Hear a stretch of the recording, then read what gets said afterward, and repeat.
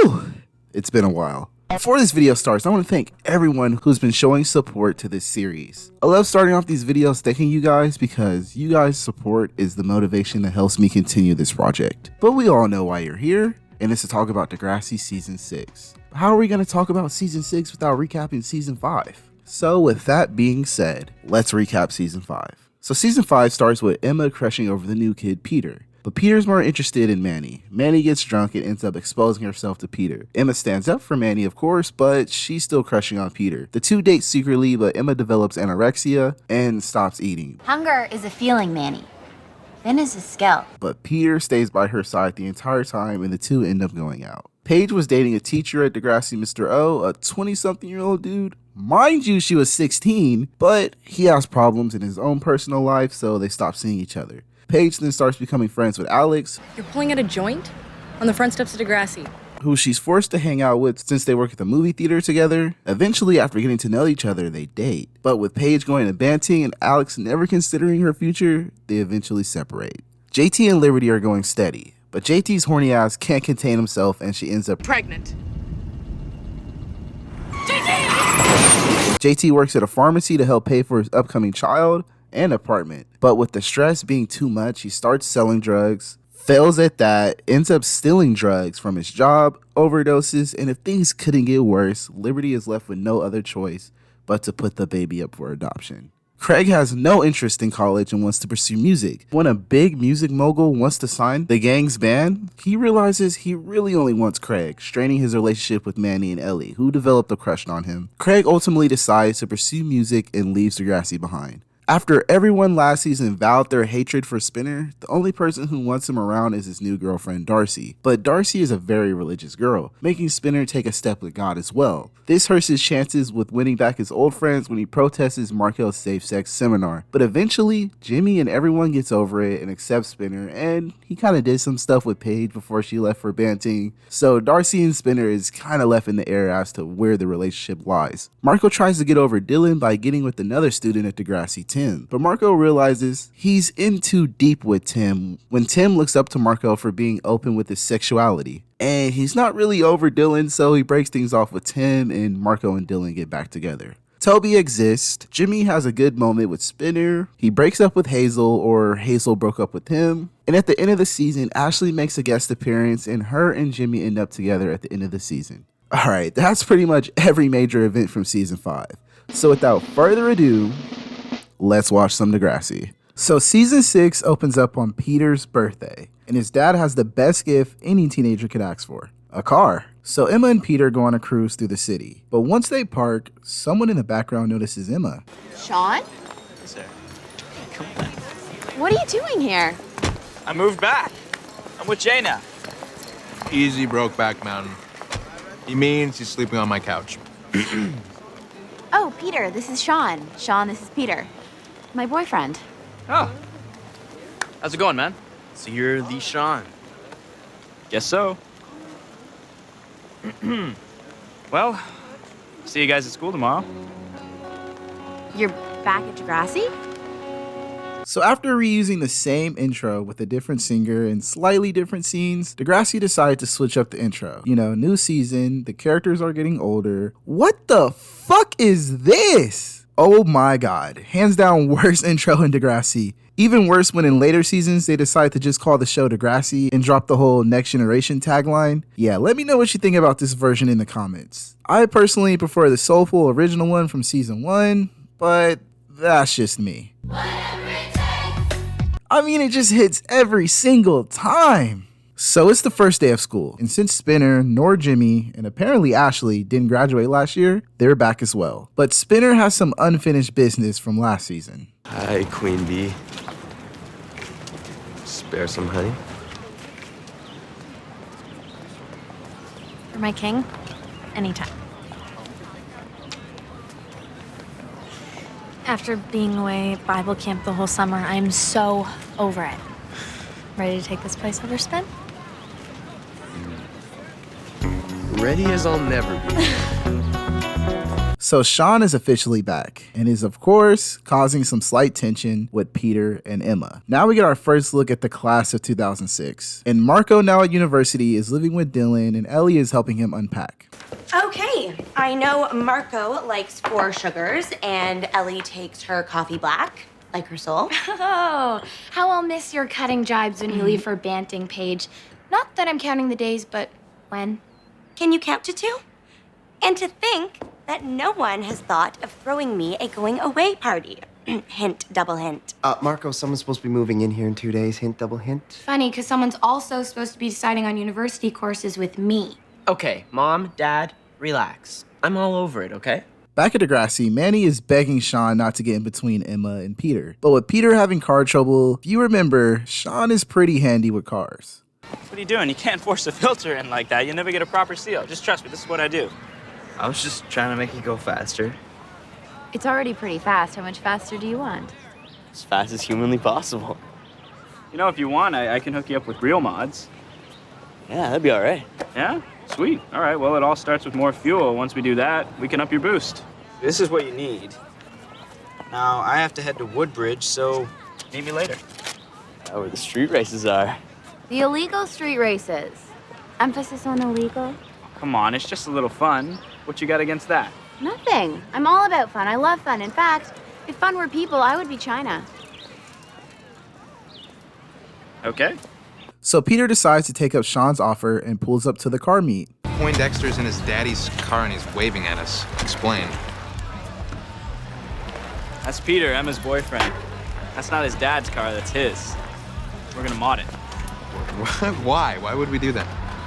What's that phrase? Keep your friends close, your enemies closer? Whatever, Alex. At the dot, class of 06 is struggling with understanding their university classes. But Paige wants to focus on the going away party.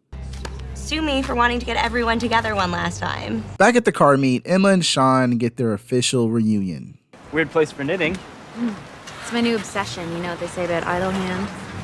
Devil's playthings. That's why I like fixing cars. It keeps me busy. Sean and cars, there's nothing new there. Guess some things never change, huh? Some things do. Take, for example, you. If someone told me I would ever see Sean Cameron back at Degrassi. I just want my diploma.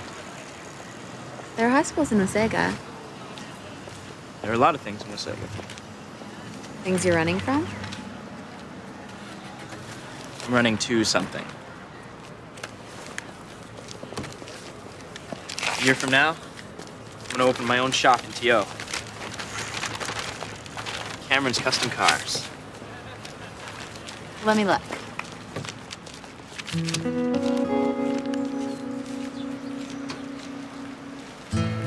I think it could be really amazing.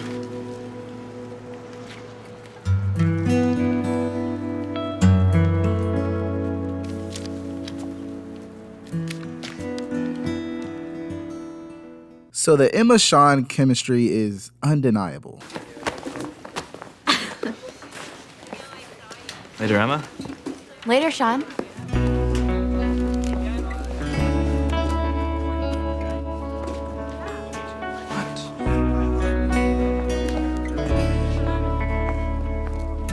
Now with the newly established Del Rossi Michael Chuck residence, Dylan and Marco need help moving, and Marco's dad and uncle are going to help move in tomorrow. Paying movers? That's Del Rossi family's sacrilege. So is letting his prized son move away from home. You convinced him to do that? Yeah, after I convinced them you're just a friend. Barely a friend. A distant acquaintance I barely talk to. So I shouldn't ask your dad for his permission to marry you. Seriously, Dylan, this has to look legit, okay? We went over this, I got it. Okay. T-minus 8 hours till Paige's send off. Where do we keep the piñata string? And Manny finally confronts Emma. Ow! Manny, what was that for? What was that for? Later, Sean, I sure love you. That is so not fair. You know what's not fair? Me and Peter going through hell last year with you and you finally being better, and then whammo, you step right into the Sean Cameron man trap. I am not in a man trap. It's okay, I get it. The biceps, they work their magic. They're not magic and they're not working. Besides, it makes you think Sean's interested anyway. Peter, wow, just creeping up on me ever so silently. Happy birthday. Oh, thanks. Sean said he'd take us to the races tonight. You down? No. Because we need to have a Trey romantic birthday date. Just you and me, dinner, a movie, and no car talk. So I asked him if I should put an additive in the fuel to make the car go faster, and he said I have a high compression engine. Yeah, I didn't know what that meant either, so he explained it. Basically, a high compression engine puts out more power. You with me? Not even the teeniest bit. But I'm glad you and Sean hit it off. Yeah, me too. He's a really cool guy, eh? He's been schooling me on cars, you know? He knows everything. You like hanging out with him, huh? Yeah, kinda. Whatever. What movie are you gonna see?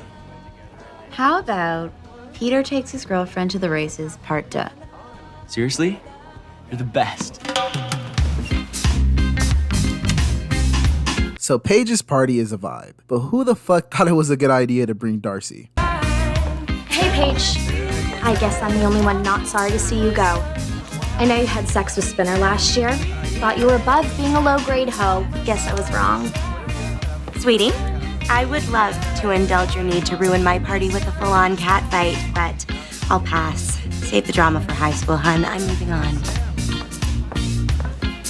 Okay, I don't know who got cooked there, but somebody got cooked. So Marco's dad is here to help move, and apparently Uncle Louie can get the truck. So they're moving in today, and Dylan really wants to help. Dad. No, it's okay. I got it. Really, I can't. No, really, honest. I got. Pop! Oh, my back. It's thrown. Just leave me, Marco. Pretend I'm not here. Pretend there's not a 200-pound Italian man lying on my floor? Everybody just help me get him to the couch. So after Emma reluctantly let Peter go to the car meet, her and Sean talk. But Sean wants to know what happened last year. Because I talked to Manny and, did something happen last year? I had some issues, body issues. You mean like... You can say it, anorexia. But I'm better now. I mean, I'm working on it. It's day by day, but this helps. And if you're nice, I'll knit you a sock, but just one. Okay, everybody! Jay and Peter, to the start line! Excuse me, Jay, if you put him up to this... Hey, this was Johnny Hardtop's idea. It's a rag top, idiot. Whatever, dork. Look, do you want to race or not? Just from one end of the lot to the other. Don't make me pull the birthday card, because I will. So the two race, and even though Peter had a late start, he catches up to Jay. But the fun doesn't last long with the police showing up. So even with Mr. Del Rossi blowing his back out, Paige still enjoyed the party and tells Marco he needs to chill, and Marco lets his feelings out. You're moving 5 zillion miles away. Ellie's vanishing into Res. Spinner and Jim are still stuck at Degrassi. Craig's in Vancouver. And I'm moving in with Dylan. My first live-in boyfriend. It's not exactly familiar territory. Not for any of us, hon. We are all looking into the big void of the unknown, and it's a little bit scary. A bit, for all of us. Get a good long-distance plan, okay? I'll miss you too, hon.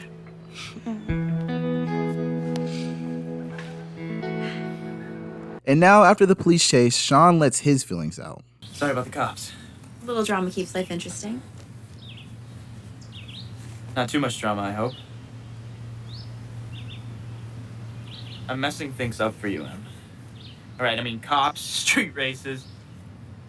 It's bad news, okay? I'm bad news. I gotta stop hanging out with you. I don't want you to stop.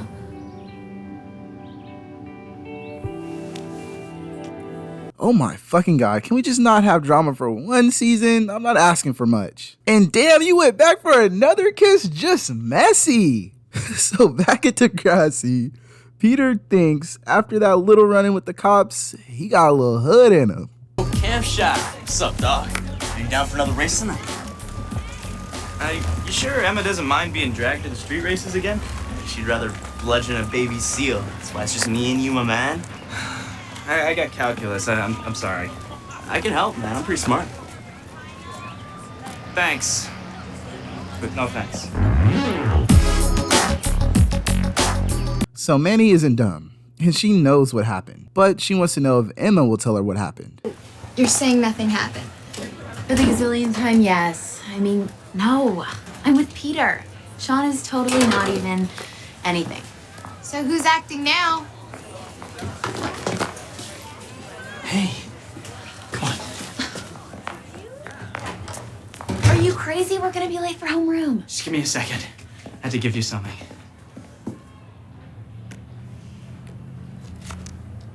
They're gorgeous. But how do I possibly explain them to Peter?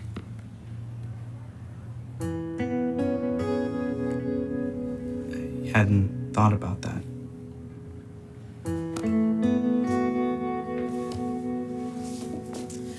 There are a lot of nice, attractive girls at Degrassi. Thanks, Mom. Or what about Ellie? You guys were hot and heavy for a while. Forget Ellie. I know who I want. I think you do too. Now at university, Ellie is moving into the dorms. And if you've been to college, she goes through the initial excitement of, oh my God, I don't have to live with my parents anymore, to the inevitable disappointment that you have a roommate. From yesteryear. Eleanor? I'm your new roomie, Amberly. Ellie, actually. This is my friend Marco. Oh, cute. You'd better tie your scarf around the doorknob when he's over. Hi, I'm gay. Oh my God, really? Eleanor, you are already so much cooler than my last roommate. Such a sourpuss. Oh. It's for all the amazing memories we're gonna be making this year. Amberly, Eleanor here is just super duper at making memories. You two are gonna be so happy together. Happy. Yay. So like I said earlier, Manny isn't dumb. Em, you said nothing happened. I sort of lied. Just don't punch me, okay? My arm is still hurting from yesterday. Why, Em? Why? It was all going so well. You and Peter were perfect. Manny, you never liked Peter. Still don't at all. But he's been good to you, especially when you were sick. Like, I don't feel guilty enough. It's not about guilt. It's about you not messing up your life. You are not going back to Rexyville, Emma Nelson. Not on my watch. I won't. I promise. I have a little romantic dilemma which I'll figure out, okay?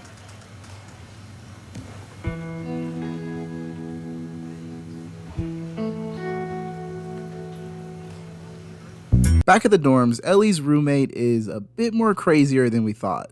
What happened to my print? Oh, print? I hope no one stole it. My things. You unpacked them? Sometimes people need a push. That's what my gran says, and gran knows everything.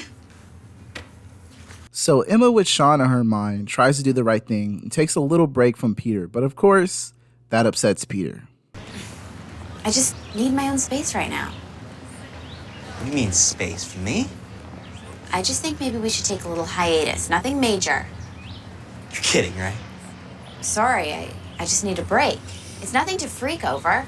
Don't tell me not to freak. You're dumping me. I didn't say I was. You're not understanding me. No, I think I am. It's Sean, isn't it? God, so stupid. How could I trust that guy? Peter, stop it. It's not Sean's fault. I don't even know how it happened. Well, did you have sex with him? No!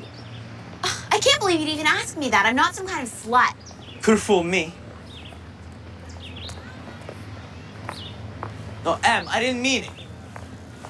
Okay, fine. Good luck with Sean. He's not who you think he is.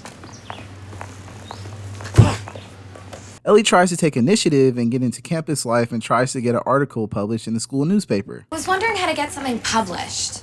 Found the right person. I'm Jesse, editor. Written before? Co-op stuff that I did in high school. You're Frosh? Yeah, we don't usually give assignments to freshmen. Not unless they have something totally genius. Well, I do have something. It's a first-person reportage on dorm life. I think it's kind of funny. Not laughing. Gets better. So I'll just leave it there and Maybe you'll read it. But if you do print it, it's gotta be anonymous. I was kinda a little bit harsh. A lot harsh. Still here? Back at Degrassi, Principal H needs to talk to Sean, and she looks serious. There's nothing in there, Miss H. I told you I'm just following up on a tip, so let's get this over with.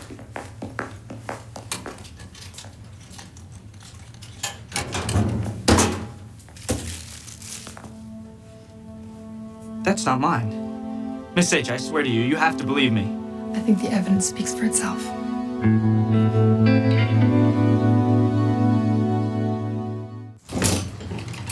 Sean, wait. Wait. I'm suspended indefinitely.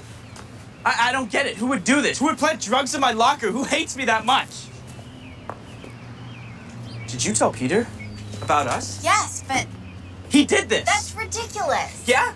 He's the principal's son. He probably figured some way to get into my locker. Do you know how paranoid that sounds? Then who? Who else planted it?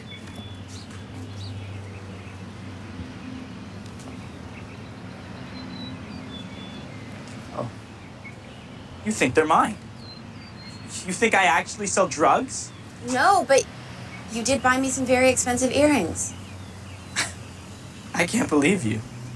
I can't believe you just called me a drug dealer. I didn't. You know what, Emma? Go to hell.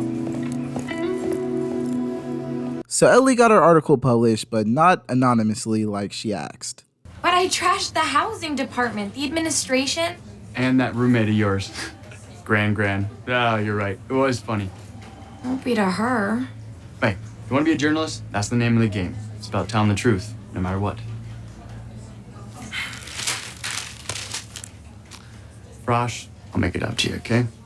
You can cover the tuition rally. Like an actual news story? Still here? So Emma is going through it, and Peter tries to confront Emma. Heard the news. How's Sean? Where is he? Probably far away from here. Well, if you speak to him, tell him I'll do whatever I can. Like, I'll talk to my mom. I'll do anything. Did you know about this? I mean, the drugs. I knew he was into some stuff, yeah. I just didn't know how deep. He thinks you did it. What? Okay, Sean is my friend. Yeah, I was hurt, but like, I would never. And I don't know who made the tip. Maybe he ripped someone off on a drug deal or something. I don't know.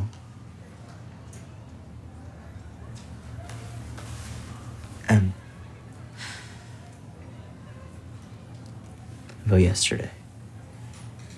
I'm so sorry. Me too. Who are you fooling, buddy? We know you did it. Back at Jay's place, Sean is pissed off, but Jay gives him some of his good old terrible advice. You're gonna let that little wiener beat you? He's already won. All right, I've been kicked out of school. Emma thinks I'm a drug dealer. I'm screwed, man. Bummer times. Look, at least you'll be able to sleep better knowing that you fixed that punk. Kicking the crap out of him isn't gonna help. All right, his mom will probably have me charged with assault or something. There are other ways to beat him. I bet he's at the races again. He was there last night looking for a race. And I finally installed the nitrous oxide in your ride. Just the edge you need to smoke that little punk.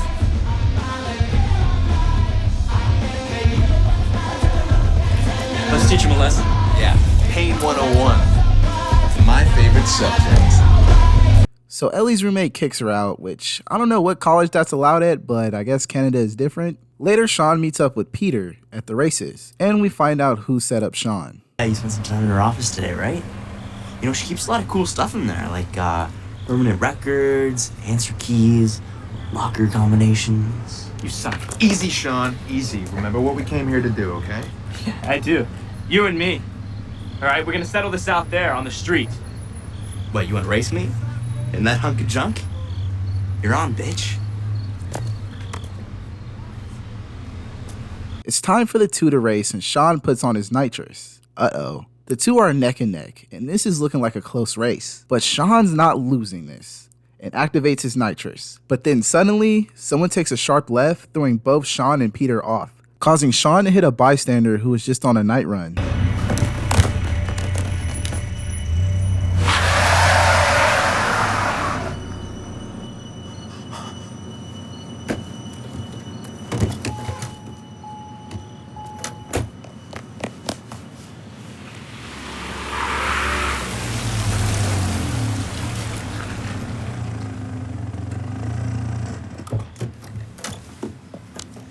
My God, what do we do? Your phone. Give me your cell phone. Give me your cell phone.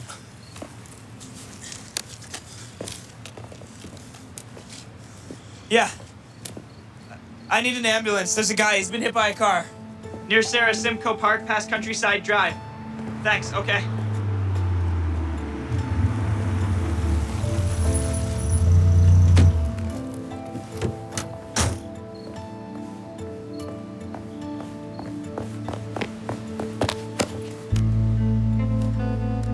Is he still breathing? Yeah, where's that ambulance? Sean, listen to me. You have to go. What? Peter is a minor. You're 18. You're gonna do hard time for this. Dude, don't listen to me. Am I talking to you? Sean, get in your car and drive. Go!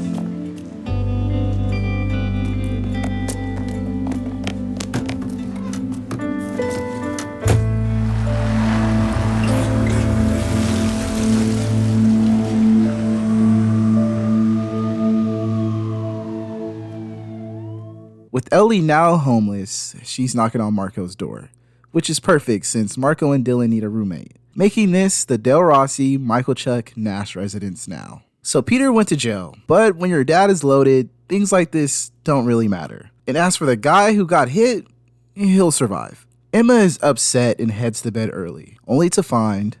Sean? Shh. What are you doing here?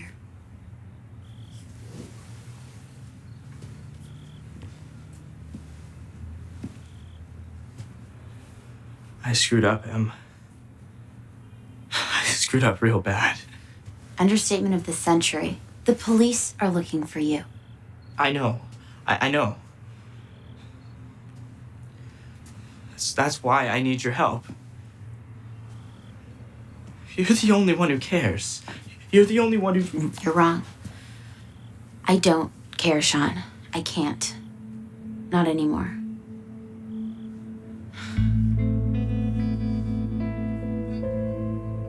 You need to turn yourself in.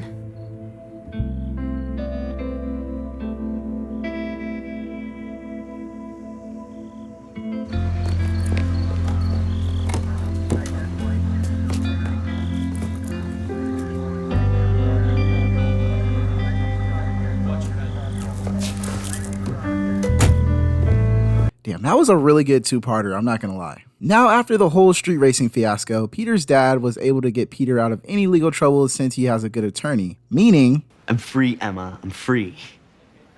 My dad just pulled some strings with his buddy Chuck. So you got off with nothing? Hardly. No, I lost my license. I've got tons of community service. And I'm under strict house arrest at my mom's. Ouch. That'll be no picnic. Yeah, tell me about it. There's good news. Sounds like Sean's gonna be nailed to the wall for this. I have a new zero-tolerance policy when it comes to talking about Sean. Back at Degrassi, there's a school dance coming up, but they're trying to find a good way to keep it budget-friendly, and that's when Emma comes up with a masquerade. Like, everyone will come in costume, all incognito. Cucaracha. Speaking of cockroaches, what's he doing here? If he's back at Degrassi, I'm dropping out. At university, Ellie is upset her article didn't get in the paper, and Jay is having a word with Mr. Simpson, which obviously upsets Emma. I was just talking to your stepdad about Sean. Remember him? I'm trying to forget. Well, someone's changed their tune. Seems to me someone was pretty damn interested in Sean for a while. Excuse me, what did he tell you? Nothing. He didn't have to. Look, it was obvious there was something going on. Something that you didn't want your boyfriend to know about. This conversation is over, Jay. Speaking about your boyfriend, I heard that he got off with a slap on the wrist. Please, He's under major Hassel-Echo's lockdown, plus community service. Poor baby. I really hope the leaf blower doesn't strain his back. I'm really beginning to remember why I don't like you. This isn't about me. It's about Sean, okay? He is in hell. Yesterday, he was sent to the infirmary. Some dude jumped him in the chow line. Jumped him? Why? 'Cause he didn't like Sean's face. It's jail, Emma.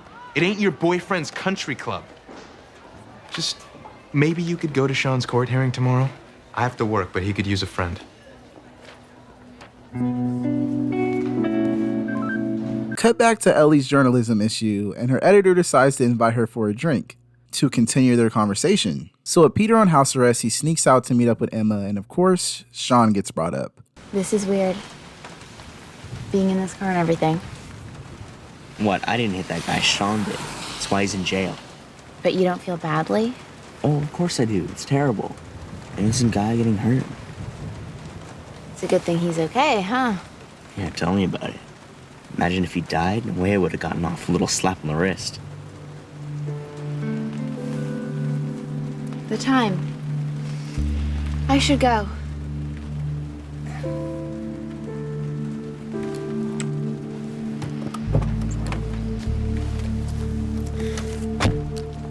Now, after that late night drink with her editor, they end up at Ellie's place. And, rejected? Kinda. It's time for the court hearing, and we get our first look at Sean since he's been in the big house. Sean. You look terrible. I tripped. Fell. It doesn't matter. It's good to see you.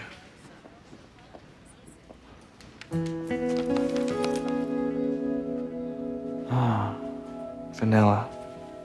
I miss that smell. Jay said you weren't coming. I wasn't going to. But I thought you could use a friend.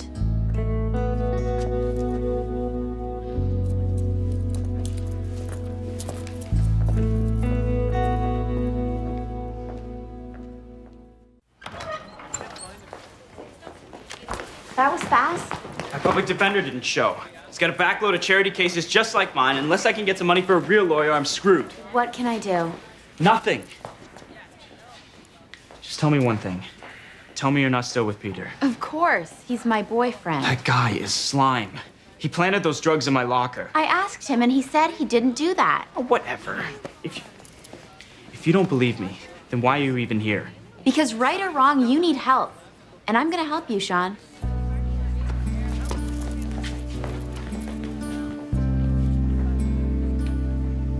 Emma is now brainstorming ideas to get Sean a lawyer, but she's coming up short.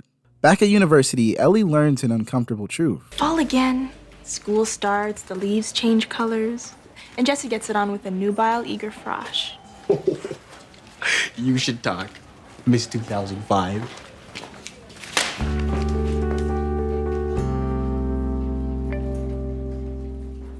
So Emma's get Sean out of jail idea is running a fundraiser at the big dance. And in Ellie's place, she confides in Marco, everyone's favorite therapist. Jesse cut my article. Then he asked me out on a date and kissed me. Well, he tried to. Okay, those are some tall, dark, handsome problems that you got there. Yeah, and then he gave me this plum music assignment, and suddenly I'm like the new core tramp. So you gotta choose. Ellie, self-respect or Jesse? It sounds like a pretty easy call. Marco, you saw him, right? It is not an easy call. Yeah, I know, but just remember that the devil's not ugly, okay? I mean, the devil is cute. Way cute. I'm talking Brad Pitt cute. Don't sell out for just some pretty face. Thank you, Father Marco. Now at the dance, Emma is trying to sell tickets, but she has to hide it from Principal H. And Manny is over this love triangle already. Does Gorilla Man, aka Peter in a lame costume, know you're selling tickets and collecting money for his arch nemesis? No, and he's not going to. Look, I know my advice isn't always Dr. Phil solid, and what's happening to Sean isn't fair, but babe, you gotta let him go. Manny, I can't help it. Sean is in here. But I can't. I can't feel this way. When I was in the hospital, who was there holding my hand? Peter. And just look at this gorgeous mask. Peter bought it for me. It was a surprise. He left it in your locker. Your locker? He has your combo? No. Then how'd he get in?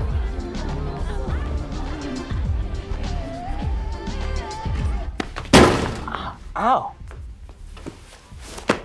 Someone spiked a punch or something? Open my locker or I tell your mom you're here. Okay, fine. Give me the combination. I thought you knew it. I wrote it down. From where? My mom has them in her office. Peter? Did you break into Sean's locker and plant the pot the same way you broke into mine? Okay, Sean is a loser. He always has been and he always will be. Answer the question. Well, what do you want me to say? The truth! Everything I did to keep us together. Right? Sean is scum. He deserved what happened to him. When you see me in class, don't look at me. When you pass me in the hall, don't talk to me, because you and me are done.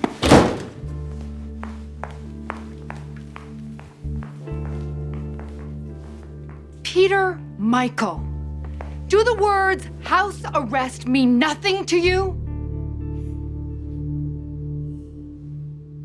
We catch up with Ellie and her editor, and oh, so that wasn't a rejection. And before the episode is over, Emma visits Sean and gives him some of that shampoo he loves so much. So episode 4 opens up with us finally catching up with that last-minute couple from last season, Jimmy and Ashley. And if for whatever reason you didn't see the season 1 or 2 video, this was the original Degrassi power couple. So Ashley's going through Jimmy's art book and spots a picture of Hazel. How cute. It's just a class assignment. So, where's the sketch of your current girlfriend? That's all up here, baby girl. I just gotta capture it on paper. Believe me, Ash, when I draw you, it will be my masterpiece. So, when can I schedule a sitting for my master painter? Well, good things come to those who wait. It's just that your model's starting to wonder if maybe she's doing something wrong. Ash, when the time is right, my canvas will be ready. Okay. But, just so you know, your model is ready. Now that Jimmy and Spinner are best friends again, that means sharing your personal life, and Jimmy is having some very personal problems right now. This stays here, all right?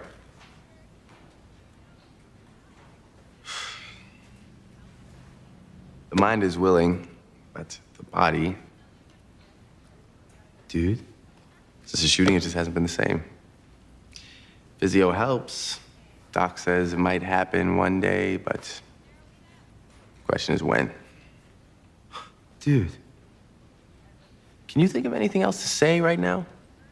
I don't know what else to say, man. It's hard. Not for you. I didn't... Sorry. Look, maybe you're just too wound up. I mean, you are tense 24/7. Take it from Coach Spinner. Just relax. Let the game come to you. Don't force anything.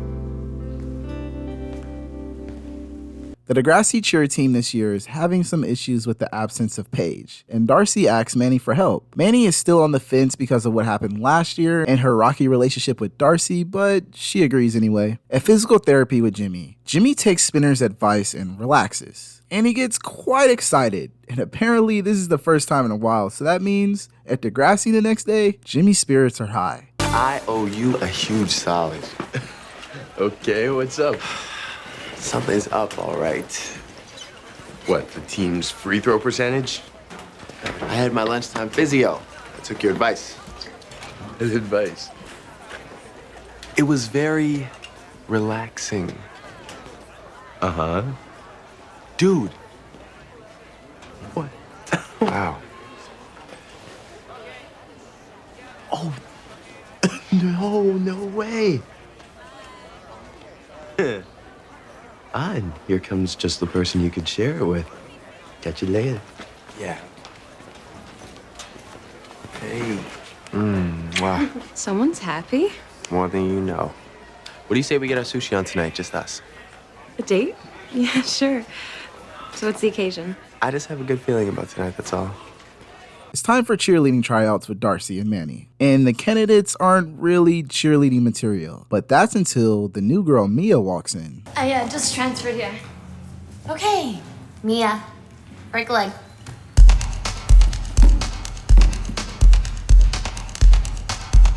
We're mad. We're bad. We're gonna kick your ass. We'll beat you, defeat you, might even try to eat you.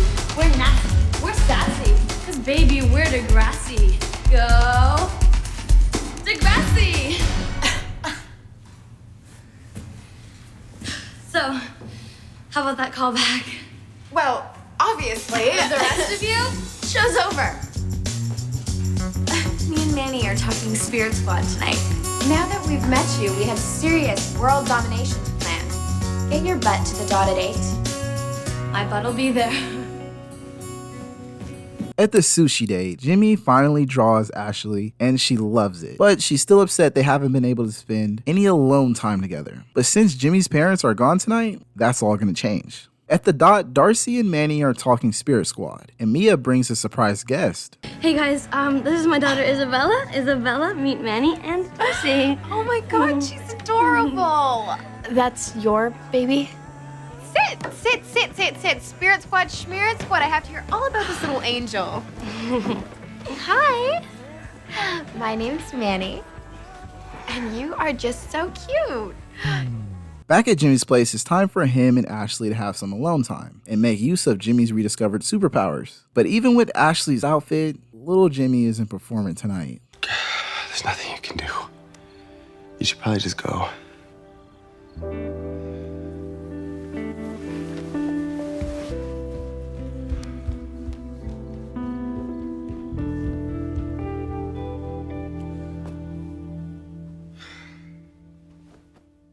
Next day at Degrassi, Jimmy apologizes to Ashley and tells her he already made an appointment with his doctor for help with little Jimmy. Cheerleading is off to a great start, but for some reason, Darcy feels the need to test Mia.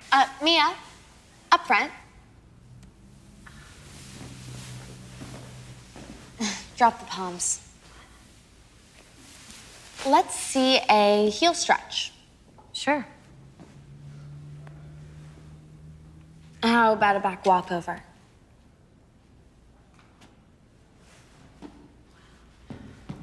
Toe touch.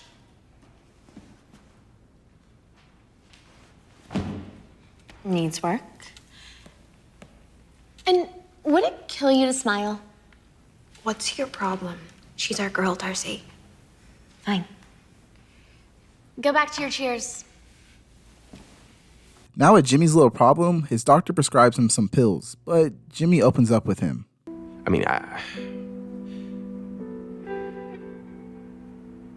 I just don't want to be a virgin for the rest of my life. Don't broadcast it. Look, if this doesn't work, we explore the other options. You take one, give it an hour, and remember to relax, okay?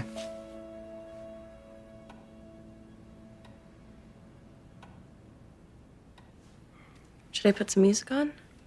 No, I like the quiet. Let's see here. It says side effects may include increased tension, muscle spasms, upset stomach, diarrhea. Great. Now I'm in the mood. Well, it says it could take over an hour. It's been almost 2. Well, did you have a big lunch or anything? No, I'm starving myself. I just want to make sure this would work. Maybe you just need to relax.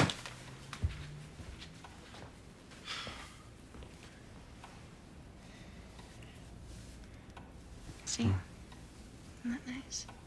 Yeah.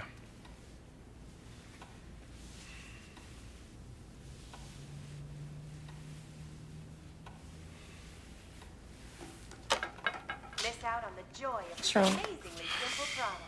Check our website Just for forget it. passionate testimonials. Strike 2. Where you'll discover stories of increased energy, enhanced metabolism, and improved overall well-being. Call now to try it. Back at Degrassi, Manny and Mia are talking Spirit Squad, and the official Spirit Squad members are announced, minus one important person. No, Darcy. Someone's missing from this list. Everyone who deserves to be on the team is there. Yeah, right. Nobody deserves to be on the squad more than Mia does. Sorry, Manny. My decision's final. The girls' basketball team is playing against rival school Lakehurst, and Manny brings an uninvited guest. What is this? You can't keep her off the team. You know I deserve this. Or is this some sort of no single moms policy? Mia, your baby is a huge responsibility, and well, so is Spirit Squad. I'm sorry. When my new manicure meets your face, then you'll be sorry. Darcy, Isabella has daycare. She can be taken care of whenever I'm at practice. I can do both. How can I believe someone who's made such enormous life mistakes? Mistakes? Unless you got knocked up on purpose, in which case you've got even bigger issues. Whoa! Grassy chicks can't stop throwing themselves at me. Mia Jones. So Degrassi's picking up all the other school's trash now. Hey! Did you ever figure out who the father is?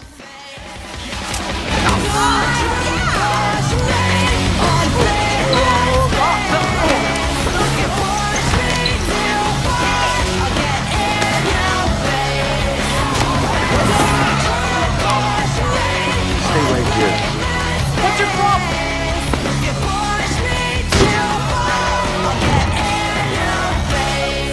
Before we move on, was that fucking Roderick? Huh, okay, Roderick. I never realized that yearbook that Greg picked up from under your bed was from Lakehurst High School, huh? You learn something new every day. So after that huge fight, the game ended early, and Jimmy, who's been going through it all episode, does this. Ray, no pills, no pressure. You know what? Come over tonight and get your stuff. I can't do this.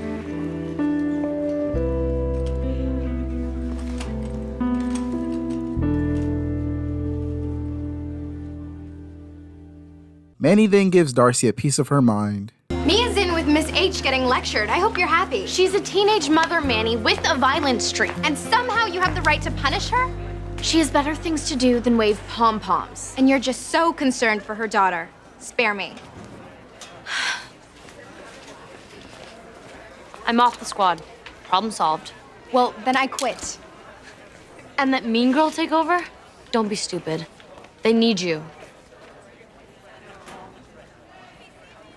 Back at Jimmy's place, him and Ashley have a talk about everything. This is yours? You know what? You keep it. I don't want it. That you wanted to break up? I don't. We just may as well do it now. It's gonna happen eventually. Why would you say that? What, did you get your palm read, tarot cards? Look, if I can't do this, how long are you really gonna stick around? 6 months, a year? Why do guys only think about one thing? I'm thinking about a lot of things. What if I can't, ever? Then we deal with it. Who cares? I care, Ashley. I'm a virgin. Do you get it? Do you know what it feels like to know that your epitaph is going to read Jimmy Brooks, crippled virgin? I mean, I can't walk. I can't run. I can't dance. I can't play basketball. I can't even make love to you. But you can, Jimmy. You can. No, I can't. Says who? Who says sex has to be just one thing, Jimmy? There are a lot of ways to make love. I know, Ash. I know, but this isn't just about sex. This is about whether I can do all the things that I want to do. This is about whether I can be the man that I want to be.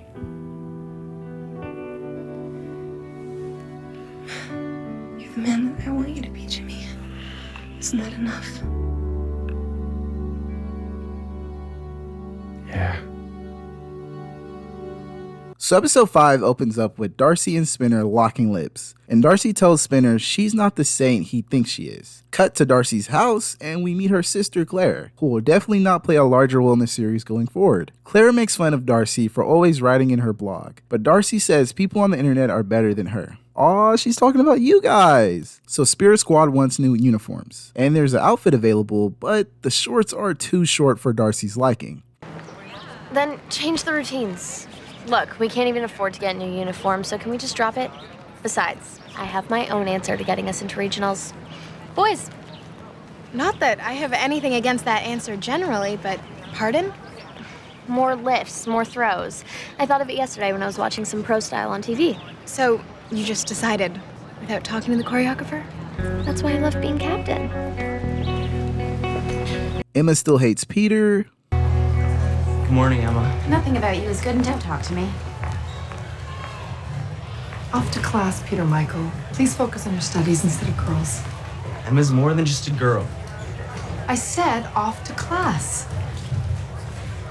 Now in homeroom, Toby announces that the old job JT had on the kids show is hiring. JT excited tells Liberty, but with a mouthful of gum, so Liberty says the iconic line. Really mature.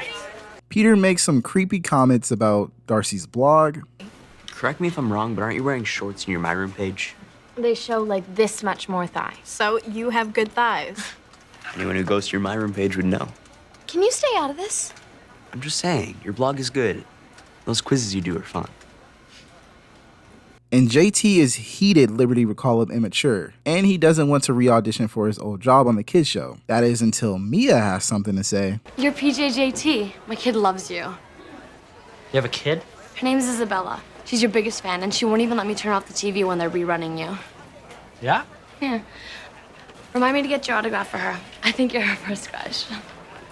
That is not oatmeal. That is a homemade meatball sub with extra cheese and spicy sauce. Look, tell Mr. Perino that I caught bird flu. I got an audition to go to.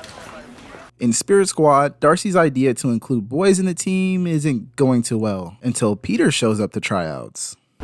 This whole boy idea is officially dead. They're all going home. Home! Go!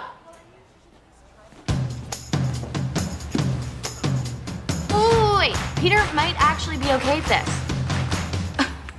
Okay is not a Peter word. Try, psycho. Serial killery, satanic in your language. Right here, Manny. You do have ears, you know. So it's just a soul you're missing? Where's the part where I get to grab Manny's inner thighs? As if I'm letting you pick me up. I've seen more graceful camels. Maybe, but I got twice the hump. Okay, guys, let's get these tryouts started. I want to start with some lifts because wimps lift weights and cheerleaders lift people. Amen, sister. Testify. Yeah, amen. Peter, you can help me demonstrate. Do you mind spotting? Sure. Okay. Stand behind me here. I'll stand here. Grab my waist. I'll hold your wrist. I'm gonna count. Ready? 1, 2, down, up.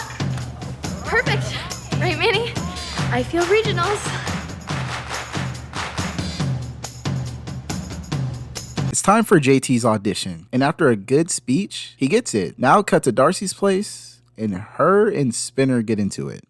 You don't want to kiss me more? I make out with you too much. I'm a horn dog. I don't make out with you and I'm in trouble. How can I win? It's not about winning. It's about respecting each other's needs. I do respect you, Darce. That's what all this is about.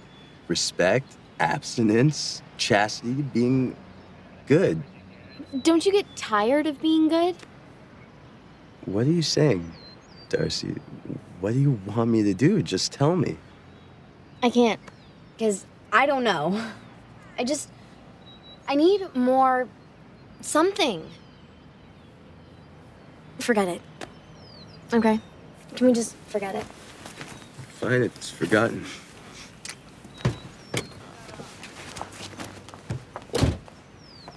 As soon as Darcy gets inside, she gets a glimpse into the future of every female Instagram influencer's freaky ass DMs. But instead of ignoring them, she gives them what they want. Next day at Degrassi, Darcy's emails are going crazy.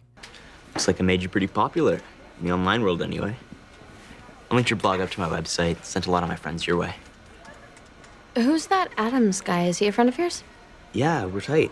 Really? So what's he like? You mean, what does he look like? I know where this is going. No, you don't. And don't be a creep. Adams is cool.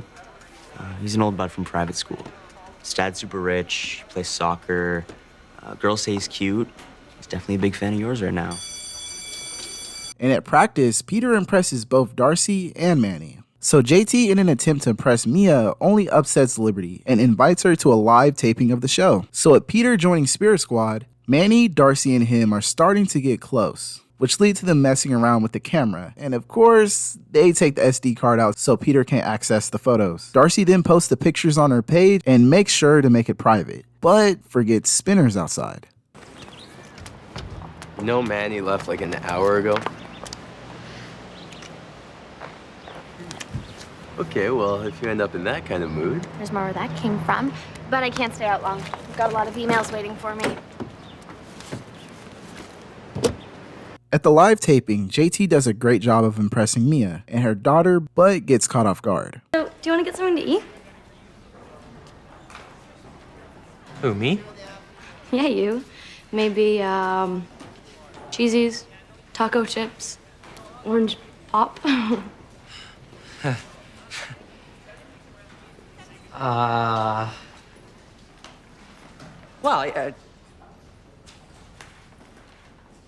Oh, it's okay. Never mind. It's past Bella's bedtime anyway. Bye. No, that's not. Wait!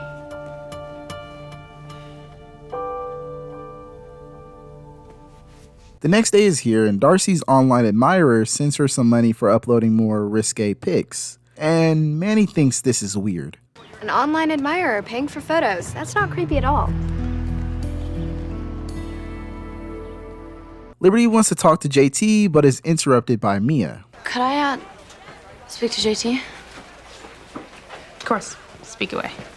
Look, I have a kid, and I know it freaks guys out, and I just want to let you know, I get it. No, you don't get it, okay? I love kids. Guys always say that. No, I mean it. You gotta trust me on this one, Mia, okay? I do love kids. So it's just me you don't like? Kind of blew me off. I know. I'm sorry. I don't know what's wrong with me. I guess orange pie and pears are thinking. Well, listen, how about I take you and Bella out for ice cream? Maybe tonight? We'd love that. I'd love that. So Darcy, with her money from her online admirer, buys the team those new uniforms. But Manny is still concerned. So, by selling chocolate bars, do you mean posting sexy photos on the web for cash? Sexy. They were just silly. Whatever. What happens if Principal H sees them, or Simpson, or Toby, or the janitor? They won't. Nobody will. Photos are on a secret page. Oh, so comforting. Manny, you should be happy. You wanted new uniforms, and now we've got them. Yeah, and think what else we can get.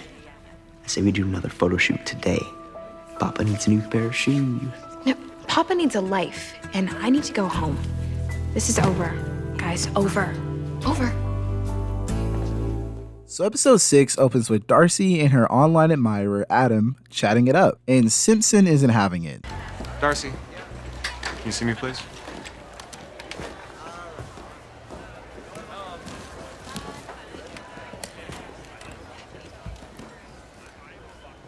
My room page and chat functions. I know we're not supposed to use them in school. Then why were you? Darcy, all your activity is logged. I can see it here on my monitor. You can? But it's private. You shouldn't read it. That's wrong. It's not wrong. It's school policy. And besides, we've spoken about the dangers out there in Cyberland. Please, I'm not a little kid. Well, you're kind of acting like one. And quite frankly, your marks are starting to slip. This isn't like you. Fine. I'll try harder, okay? Can I go? After math class, Peter invites Darcy to his place for a photo shoot. Without Manny? Mm-mm. Come on, we don't need her. Yeah, we do. Without Manny, it's just me and you and a camera. Ick. Thanks, it's so nice to hear. Look, you got something people want to pay for. Don't you want to make some cash? You're not my pimp, okay? I just meant you can still use some money for Spirit Squad. Some cool uniforms for the boys. I'll think about it. In the girls' locker room, Manny warns Darcy of Peter. You need to watch out for Peter. Sure has his creepy eye on you. I'm with Spinner, remember? I don't think of Peter that way at all. It doesn't matter what you think of him, it matters what he thinks of you. You need to watch out for him. What I need is to change out of these stinky gym clothes so I can go out with my boyfriend, whose name isn't Peter. Now at university, Ellie and her boss Jesse are getting really acquainted, but Ellie doesn't want her reputation at the paper tarnished. But what if, Nina comes back? Or Eric or one of the other writers? Well, then why don't we take this act on the road? Say, like, my place? Really am worried about my work. Maybe I'll just, I'll buckle down here and write the rockingest review ever. That's cool. Later, Frosh. Back at her place, her and Ashley talk about her new college fling. Oh, come on, Al. Ash, he's 22, with tons of experience. I've only had 2 boyfriends. One was Marco, gay, and the other was Sean. And we never, you know. You think he wants to? He's a guy. Yeah, good point. So have you, talked about, doing it? Can we not say doing it? No. No, we haven't talked about it. Not yet. I mean, I find it a little embarrassing, and by a little, I mean hugely. Well, if you can't talk about it, you should at least be prepared. In case, just happens. I hate when you're right. Lucky for you, there's a health clinic at the university. Cut to outside Darcy's, and Darcy needs to relax because Jesus Christ. Whoa. Easy there, Tiger. Darce, these days, it's like you're gonna jump out of your own skin. Do you want to talk and tell me what's going on? I don't want to talk. I want to show you something.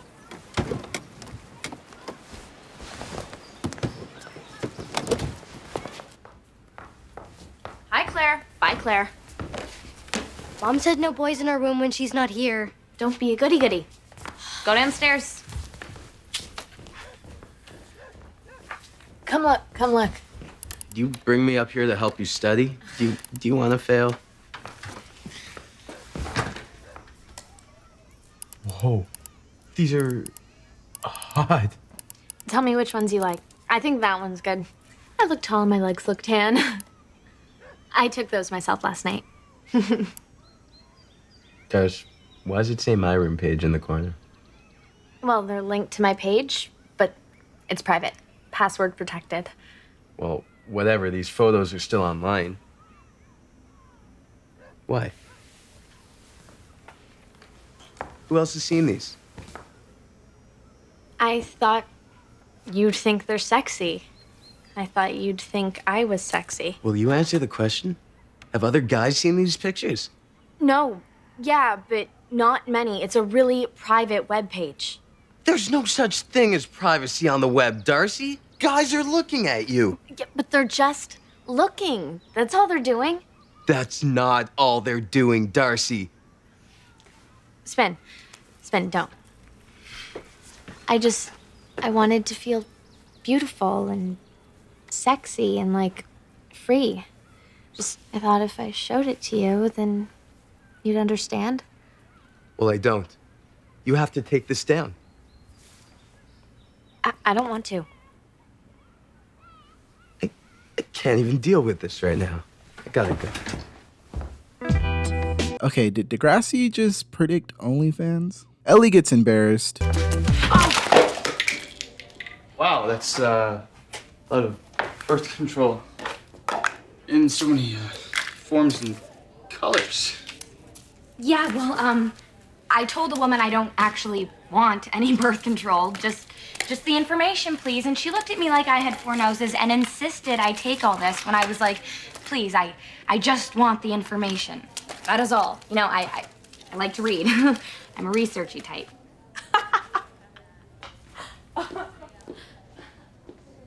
I'll catch you later.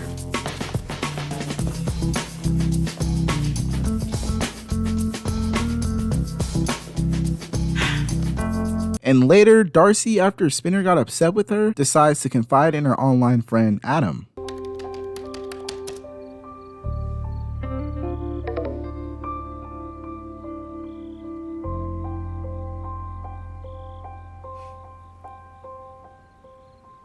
So Darcy, now unsure of her relationship with Spinner, says fuck it and goes all out with this risque online picture thing. The next day is here, and apparently that private page isn't so private. My own page.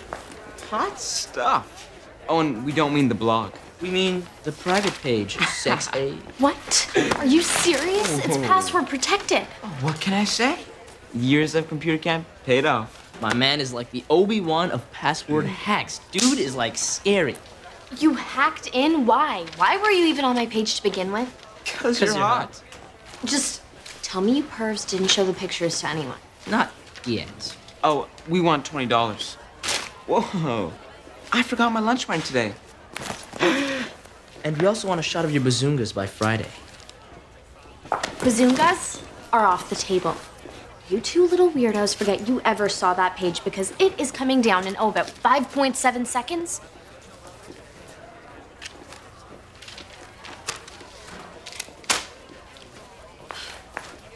Bazungas? Dude, you're so lame. Principal H kicks out this creep, claiming he was there looking for someone, and Darcy confronts Peter. Why? Just tell me why. Why would you do something so horrible? I didn't think it was so horrible. You two were gonna break up anyway. I never said that. You didn't have to. Come on, Darcy, you and Spinner are never gonna last. Excuse me? Why would you want to be with a boring Christian guy when inside of you there's a sexy chick trying to bust out?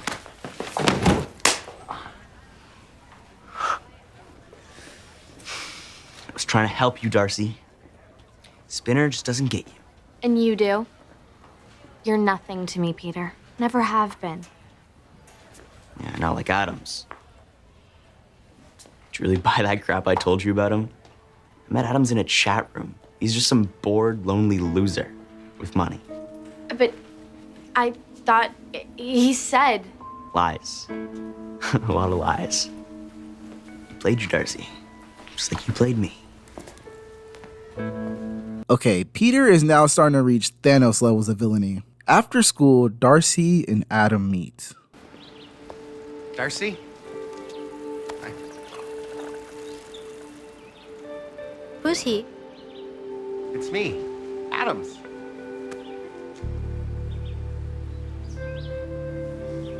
Go inside. I don't like this. Go inside. What are you doing here? How'd you find where I live? I just did a little detective work. Your cheerleading photo had the Degrassi logo, so I kind of followed you home. I just wanted us to meet. I thought we could get to know each other, just one-on-one.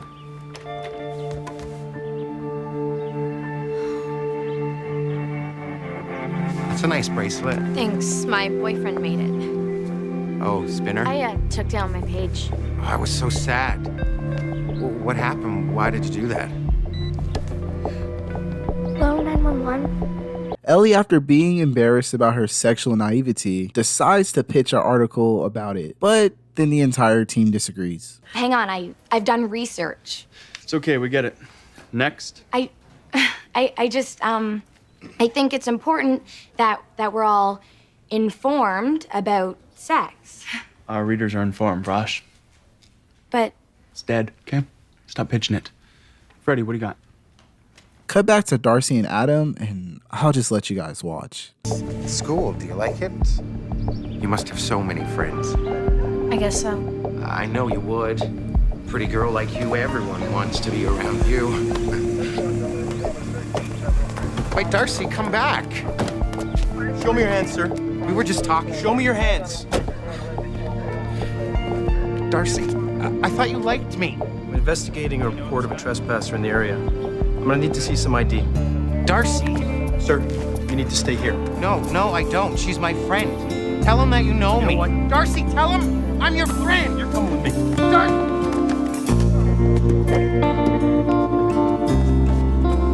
At university, Ellie and her boss, Jesse, talk about what happened. Ellie at first wants to quit the paper, but Mr. Tall, Dark, and Handsome isn't letting that happen, and they decide to have a talk. We catch up with Darcy, and the police say they're going to use the computer for evidence, and her and Claire share a nice moment. So after that crazy two-parter, Darcy apologizes to Spinner. You know, what happened between me and you, the breakup, I'm really sorry. Me too. More than anything in the world. It was the right thing to do. There was something missing. I'm sorry. I hope we can be friends.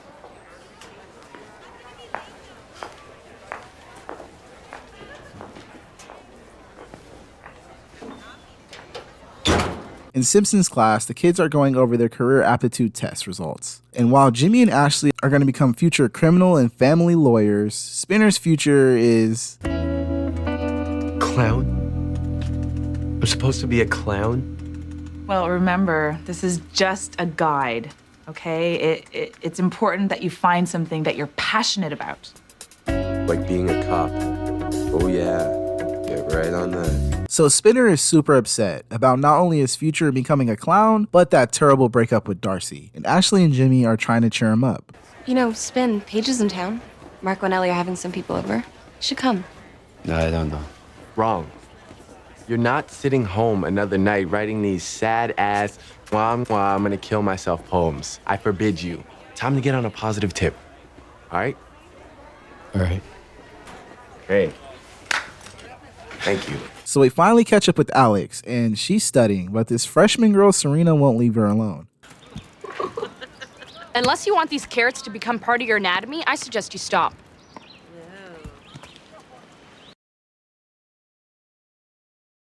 I'm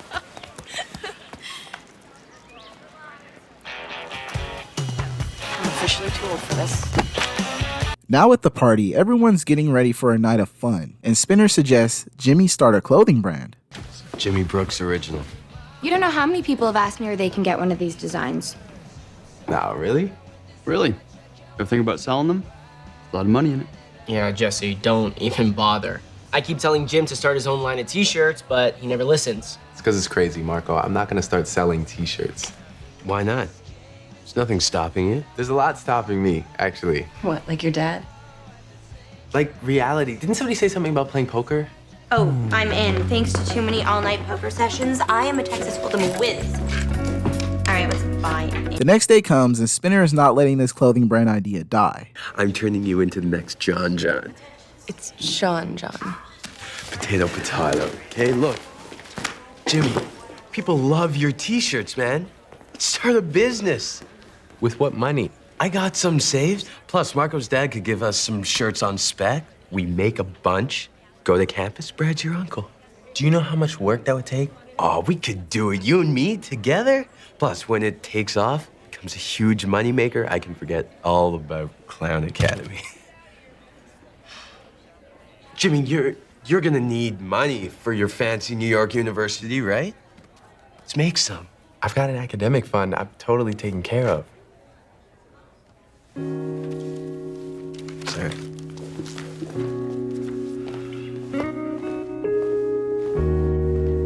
Jimmy.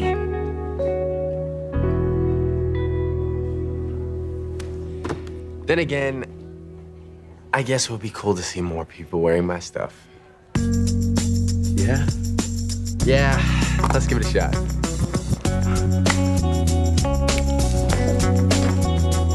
So Alex is back at Degrassi in an attempt to raise her previous grades to get into a prestigious university, and Principal H needs some help. You know what would really help with your university application? Extracurriculars? Which you don't have. I knew this was going somewhere. Look, I need girls for lacrosse.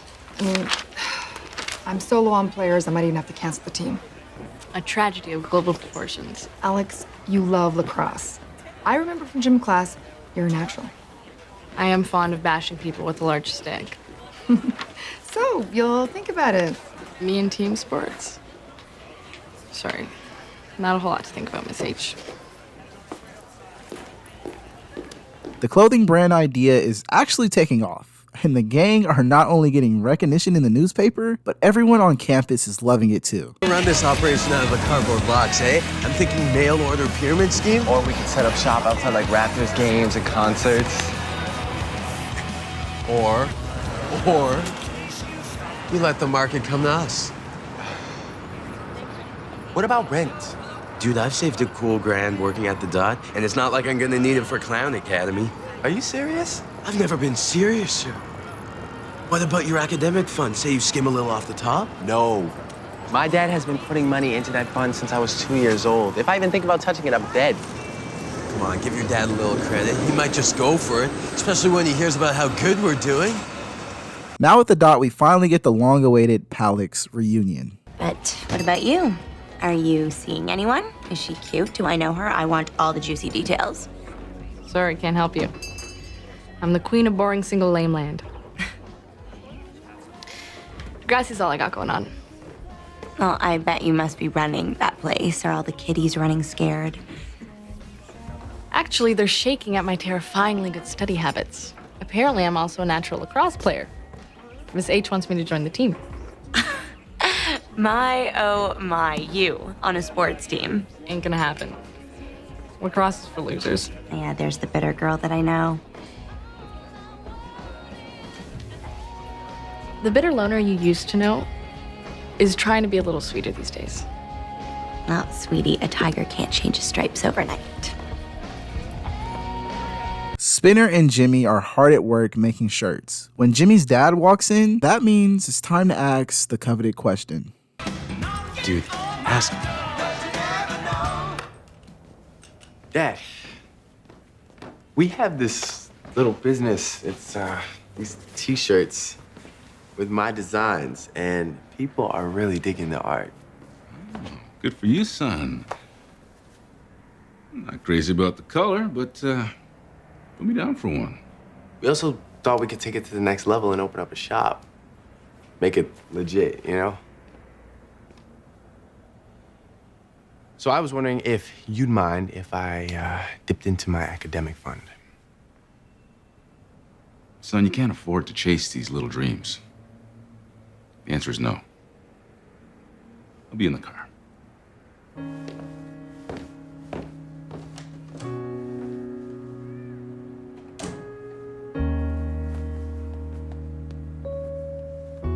I don't even need my dad's permission to access my fund.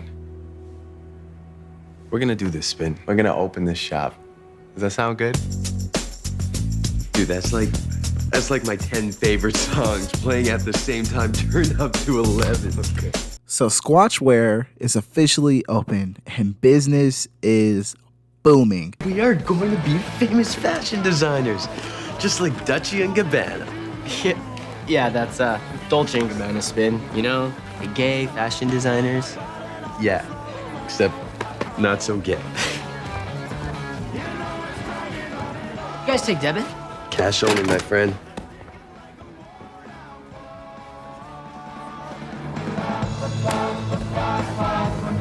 I'll be back.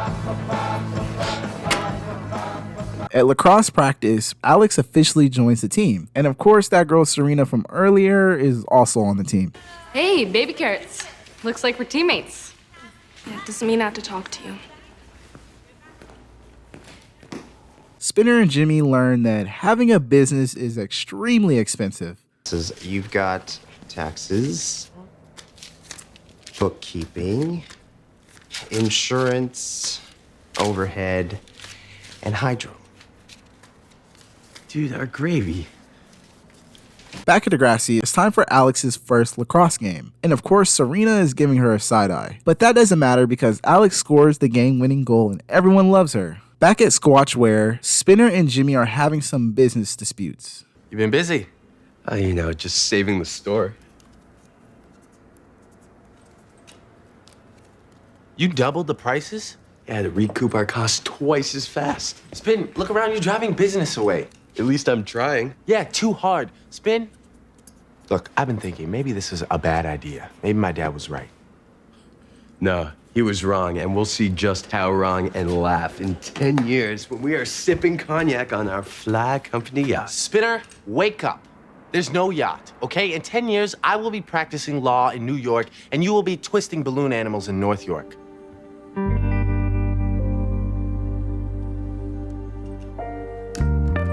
Look, let's just fix these tags, please, and sell everything we have on the shelves, and we'll be done. No, you know what? You do it. I'm on break. Alex then confronts Serena. Serena! So, finally remembered my name. Miss Hatsalakos told me. She also told me that you and I have to get along. So, go team go. I'm trying to be nice here. Please. You know, you're not fooling anyone. You're a hateful bitch, Alex. It's all you're ever gonna be. Alex! My office. Now.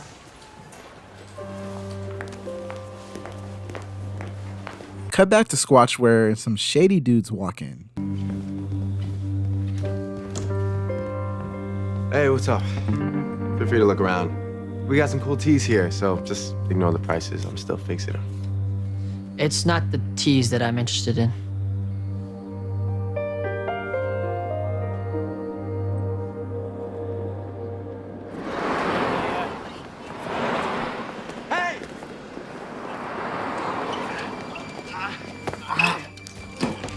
Better help!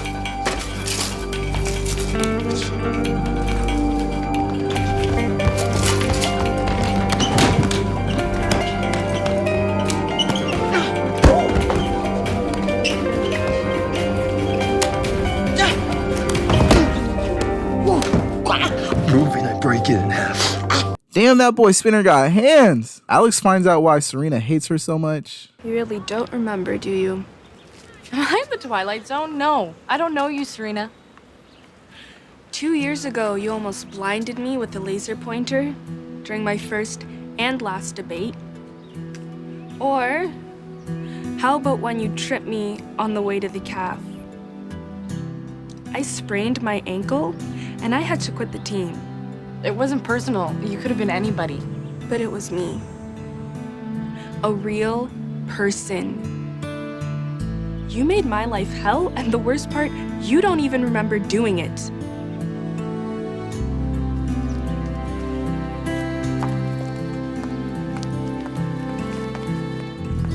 The police are on scene and Spinner lets his feelings out to Jimmy. You know, you have no idea how lucky you are. You're right. That guy could have killed me. I'm not talking about that. I'm talking about this. Look at that design. It's awesome. People love it. I would give anything to have what you have, Jimmy. Talent. Who says you don't? I just watched you take down some dude like Jack Bauer in there, man. That was sick. If that ain't talent, dude. Yeah, I guess I am a crime-fighting super stud. You're right about that. Officer, what's the problem? Well, it seems to me there was a robbery here at this location. He looks pissed. Just wait till I tell him where I got the money for this place, man. I am a dead man rolling. Dude, I just faced down a robber. I think you can face down your dad. Thanks. Appreciate it. Jim, I'm so relieved you're all right. Let's get you home now, okay? Okay. Dad, just wait. We gotta talk. So after that episode filled with bad news, we got some good news. Sean is out of jail and him and Emma are officially together. And Emma has a present for him. Is that really us? 6 uber long years ago. Sometimes I wish I could stop time. Go back. To bad hair, braces, and general pubescent awkwardness?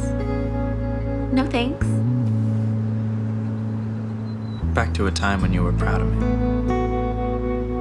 Now at the Simpson Nelson residence, that boy Sean is eating. And Emma's parents are already asking Sean about his next step. What are your plans now that you're out? Already with the grilling? I know you two are more than just friends, Em. A mother gets to ask. It's cool.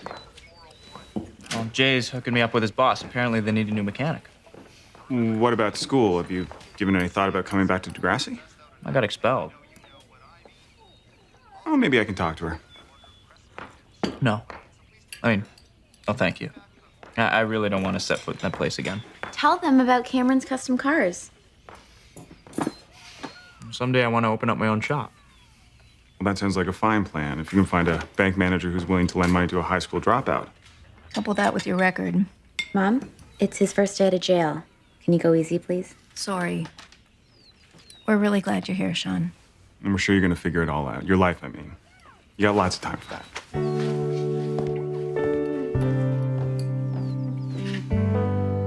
So Sean got the job as a mechanic. Go to work. You mean I got it? I got the job? Yeah, not for long, if you don't get to work. Yes, sir. And back at Degrassi, Danny has a presentation, but Mr. Perino isn't a fan. Words. Not bore everyone by copying the damn thing from your textbook. It's not my fault history's so boring. Well, it might be to you, but I'll assure you history is a fascinating discipline. Hey, it's the teacher. Who said that? Mr. Haig, you got something to say? Don't be a clown. Be a man and say it. Okay, I will.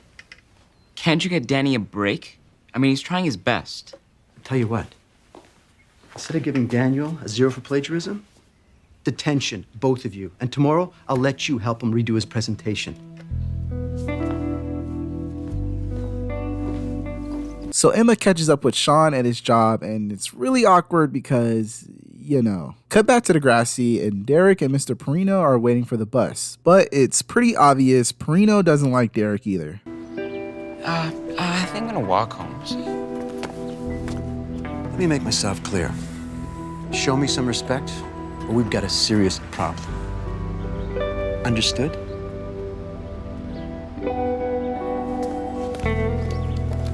Back at the Nelson Simpson house, Emma is getting ready for her date with Sean and talks to Manny about past events. I went by the garage today and Jay was there. Three's definitely not company.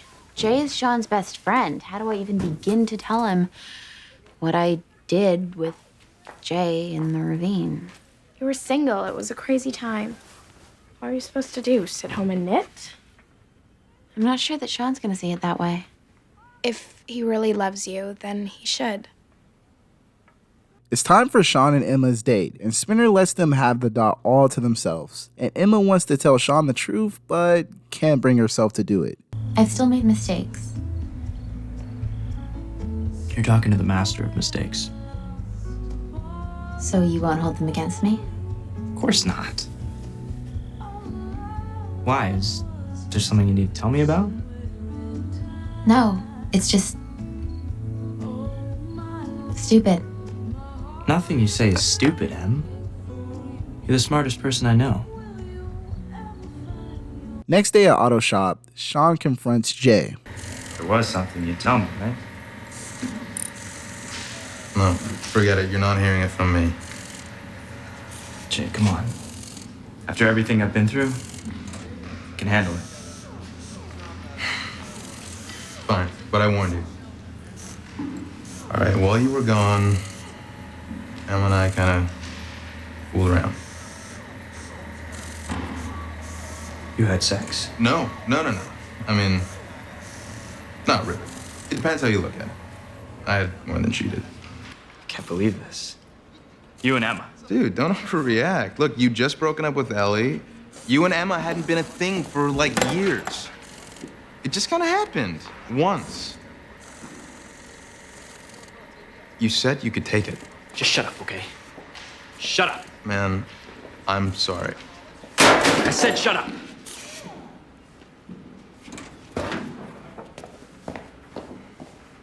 Sean, after hearing this, is going through it and immediately goes to Degrassi. What are you doing here? Shouldn't you be at work? Never mind. Did you and Jay have a thing last year? Who told you that? Wrong answer. Sean! It was 2 years ago, right after I had a gun pointed at my face. To say I was super duper messed up would be an understatement. How could you do that? And with Jay. The thought of you two together makes me wanna... What happened to I won't hold it against you?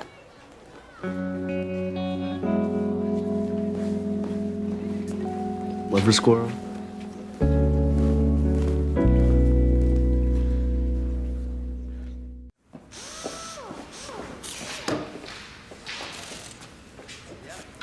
Take it we're not cool? Don't talk to me. Jay, get on the Lexus. Mr. Layton is my best customer.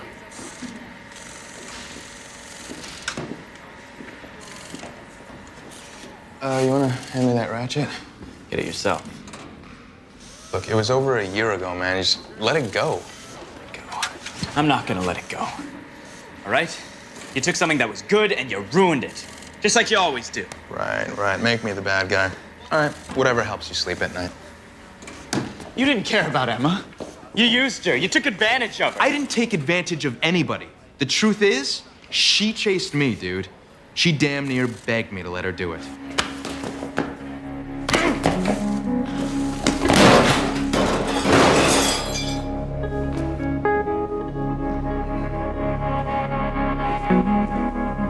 Back at Degrassi, Emma lets Manny in on the deets with Sean.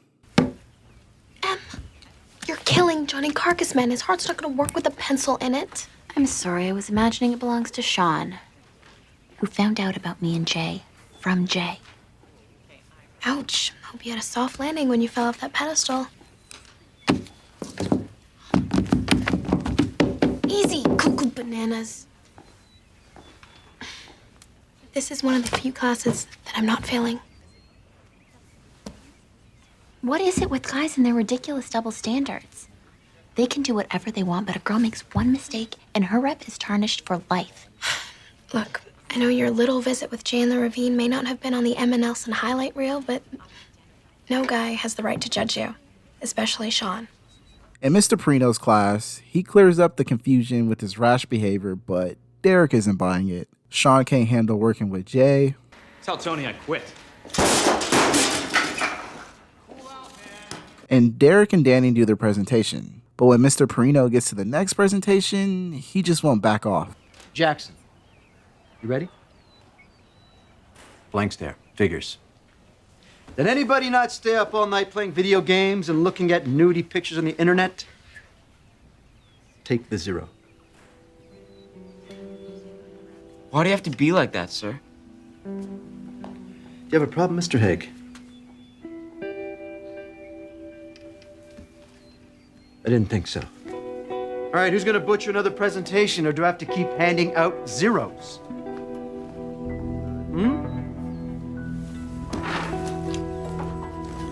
Hey, where are you going?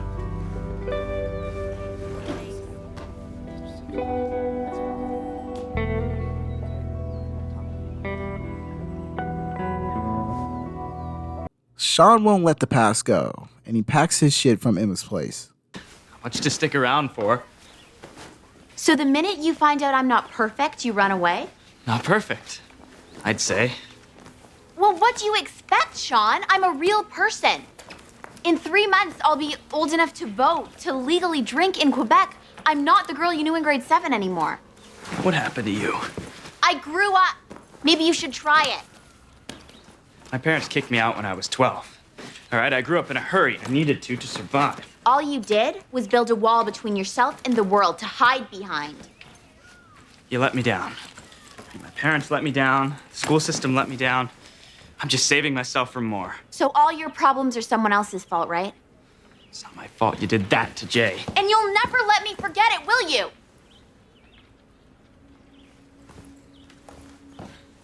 Okay, little boy, I give up.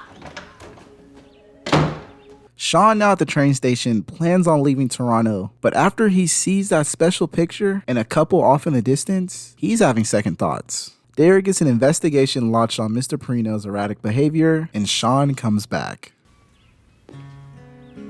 This isn't supposed to happen. Didn't have to, but you made it. When I came back here from Wasaga, Emma, it wasn't for school. or to open a garage. It's none of that. The funny thing is, you got what you came for. Then you blew it.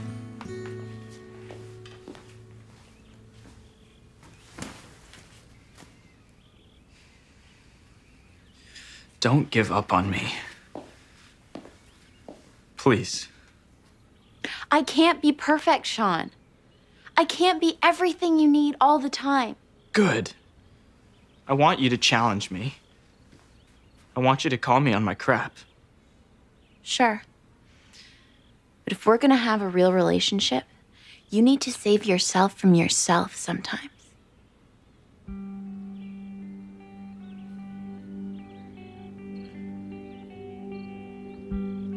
I'll ask Tony for my job back. Okay, I'll get my high school equivalency. I'll start looking for my own place.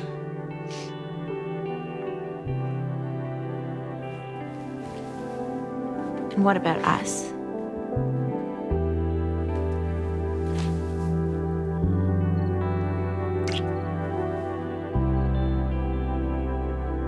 I want to get to know you again, Em.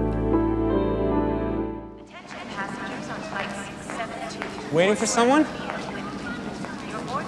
Nobody in particular. Oh. Just this guy, tall, curly hair, pretty cute. Mm-hmm. Yeah, he's like your boyfriend?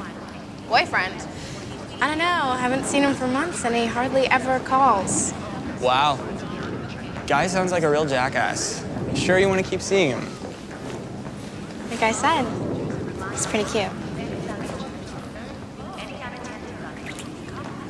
Missed you, you jerk. I know, I missed you too. It's so good to see you again. I just wish I could stay longer. Well, I'm sure we can pack a lot into the next few days together.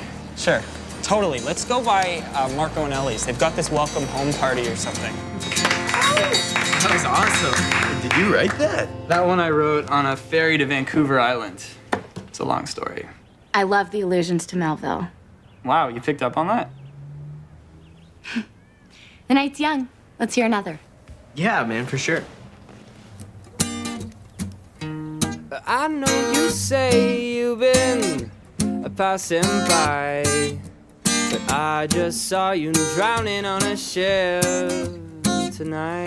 So Craig is back in town, and his career is getting in the way of his relationship with Manny, but makes it up to her by going with her to an acting audition she has. In the halls of Degrassi, Mia's daughter got sent home early from daycare, so she needs an emergency babysitter. Listen, leave Isabella with me. I have a spare this morning. JT, are you sure? I wouldn't usually do this, but it's not like there's any daycares near here I could bring her to. And I wish there was one here, but might as well keep dreaming. Seriously, Mia, go bandit like Beckett. We'll be great. You're not like any boy I know. Well, then you can make it up to me. Hot date tonight at the dock? Cut back to Craig and Manny killed her audition. You land that part, that's a big deal. West Drive is huge. You like earnest teen melodramas filled with woefully bad writing. Well, it ain't no Saved by the Bell, huh? And speaking of which, Elle, I think it's time we went to get our screech on. I wish I could have seen that audition. I bet you killed it. I just wish I could do it again so I can get more of this buzz. Man, I live for that buzz. Sometimes when I'm on stage, I think it's my job to make them remember just one chord, one moment. That's exactly how I feel. That's why you're my girl.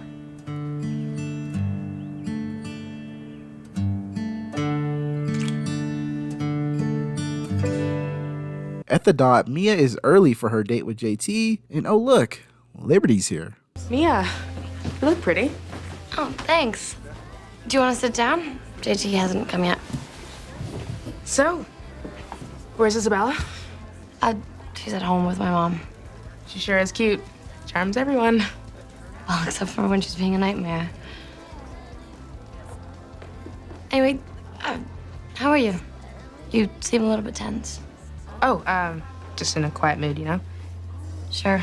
It's not usually quiet enough in my head. Yeah, it's far too quiet in my life. Although a child would change that. Like when you're a parent someday? Oh, no, I already am. gave him up for adoption last year. Oh, wow. I didn't know. Yeah, I don't usually talk about it much. After JT sold drugs to support us and almost committed suicide, I really had no choice but to give him up. Yeah, what? Oh, he didn't tell you? Typical.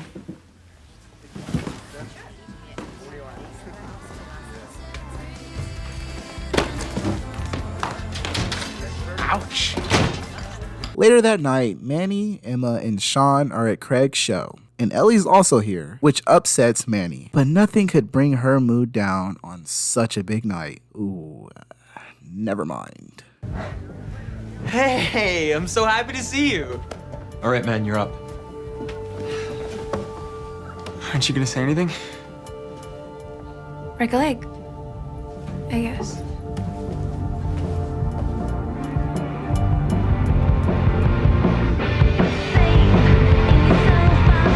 So Craig goes crazy, and Ellie, his biggest fan, is the first to give him some recognition. You caught it. Again. Man, I can't get anything past you, Ellie. You're so keen to know what I'm doing. Well, it was perfect, especially in that melancholy key. Listen, I'm gonna do a profile on you for the core. Wait, hang on, Elle. Manny, are you okay? We didn't get a chance to talk, and it was so great that you came backstage, and not for a second did I want you to think that I do that. It's fine. I just have a spirit squad at the crack of dawn. I couldn't stand it if you were upset. I could see your eyes shining the whole time I played. You were incredible. Go get congratulated.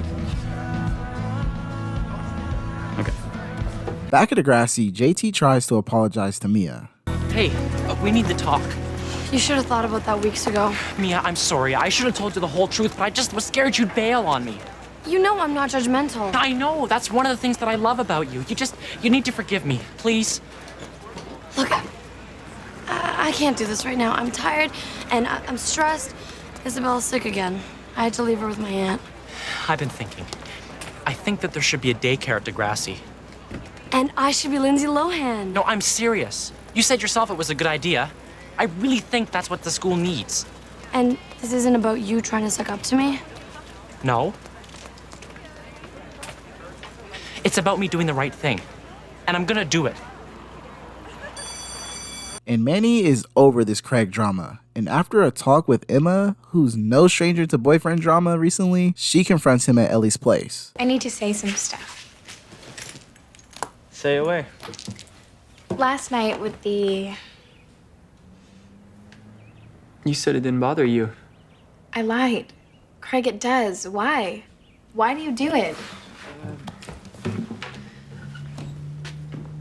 When I get nervous, it's like my synapses have a party. I need a little confidence boost sometimes.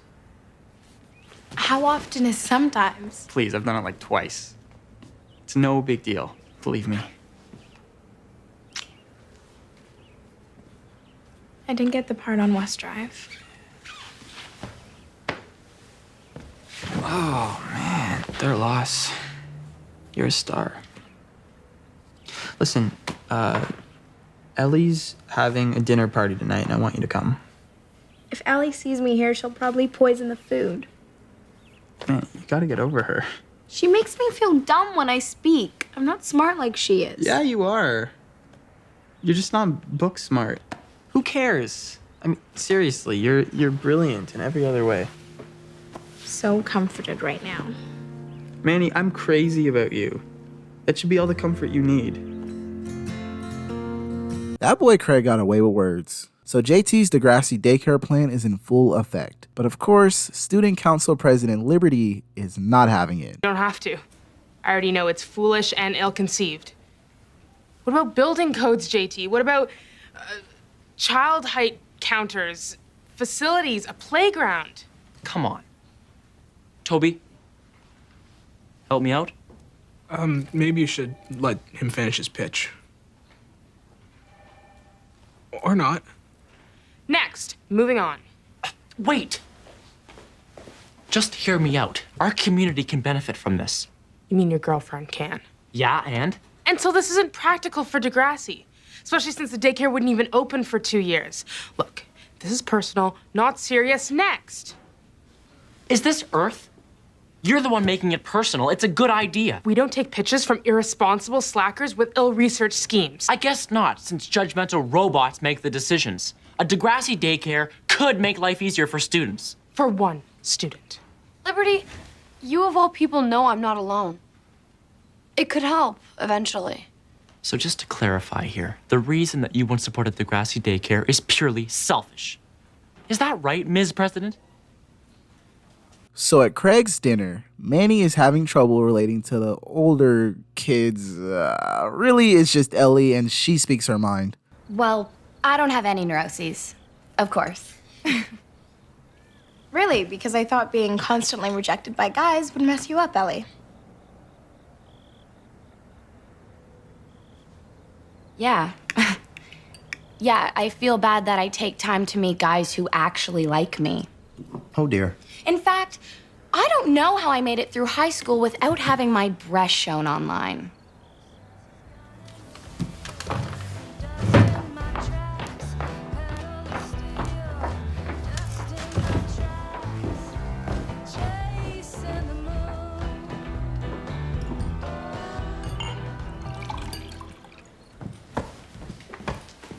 Where are you going? Did you hear what she said? Yeah, but you started it. I mean, why can't you just get over her? Because she's smarter than me, she's funnier than me, she's everything that I'm not. Keep believing it, Manny. It's real attractive. They won't let me into their little club. Manny, you're spontaneous. You're bright. And you're my girl. Why can't you just be yourself? Maybe I just need a little boost. Where is it? What are you talking about? Whoa.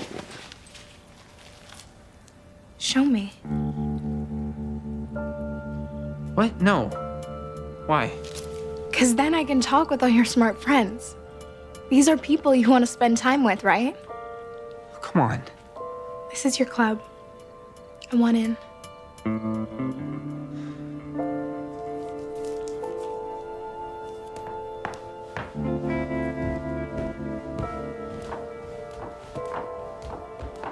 Oh, Lord. So Manny off that snow is extremely talkative, and it's very obvious something is different. Yeah, no, I mean, you have to get them to remember you. Yeah, because who wants to be yet another dumb, boring actress? Right, Ellie? Anyways, I told her just cast me as the funny girl, you know? I said that to her. It's smart. You have to get noticed, right? Oh my I love you so much. Oh my god. Oh no. Oh my god, get it home. Oh. This is Manny. It's Manny. It's really fine. It's. I am so sorry. JT confronts Liberty. Just that yesterday. You dismissed everything I said. Very professional, and then you bailed. You don't even know what words like that mean, man-child. What was irresponsible? Supporting you, begging you to go to the doctors, backing you when you gave him up, even though he was my son too. You know what you're saying? What I'm saying is that I'm happy. And that makes you burn. Why? You're ridiculous. No, I'm right. Okay, I have a right to be happy. So stop trying to make me as miserable as you are. And before the episode is over, Ellie finds something. What is this?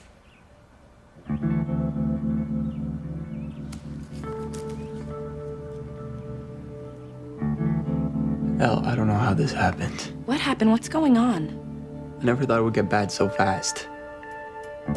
Craig, are you doing coke?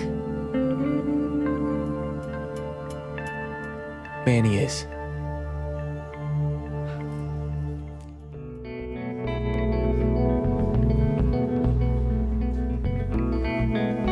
A Day in the Life of Craig Manning. Ouch, that's your title? Encouraging as always, boss man. What if that writing about Craig would have came easy to you? Not this morning. Not after I found a baggie of coke on his bedroom floor. Color me not surprised. Had a feeling he was doing some rails. What? Oh, hold on. Those drugs weren't Craig's. They belonged to his girlfriend, Tweedledum. Well, methinks Tweedledum has been sharing her stash with Tweedledee. i.e. Craig. I.e., shut up. Craig does not do coke. You know this for a fact. No, I don't, but what I do know is that I have to keep him away from Manny. Long enough to make him realize that she's a toxic influence. I have a new job for you. And for this one, you owe me. Taking back Sunday are in town, and guess who's interviewing them today? Jess, you're the best. Hey, Mr. Manning. You're right on time. Ready for your big interview? Actually, I don't know if I can right now. I gotta go clean out Joey's garage. I'll come with. I can help. Frosh, you do have the Taking Back Sunday interview today, and it's way more important than this whole Craig thing. Both are important. Both will get done. Will not disappoint. Promise.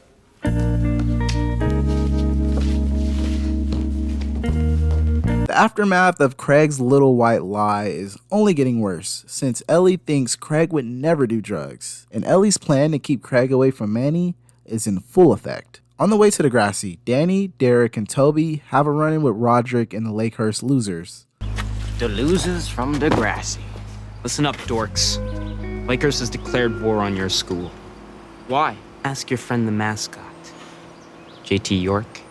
You know his name? Friend of yours? Will you tell JT we're gonna stomp his ass? Hey, what's going on? Let's go.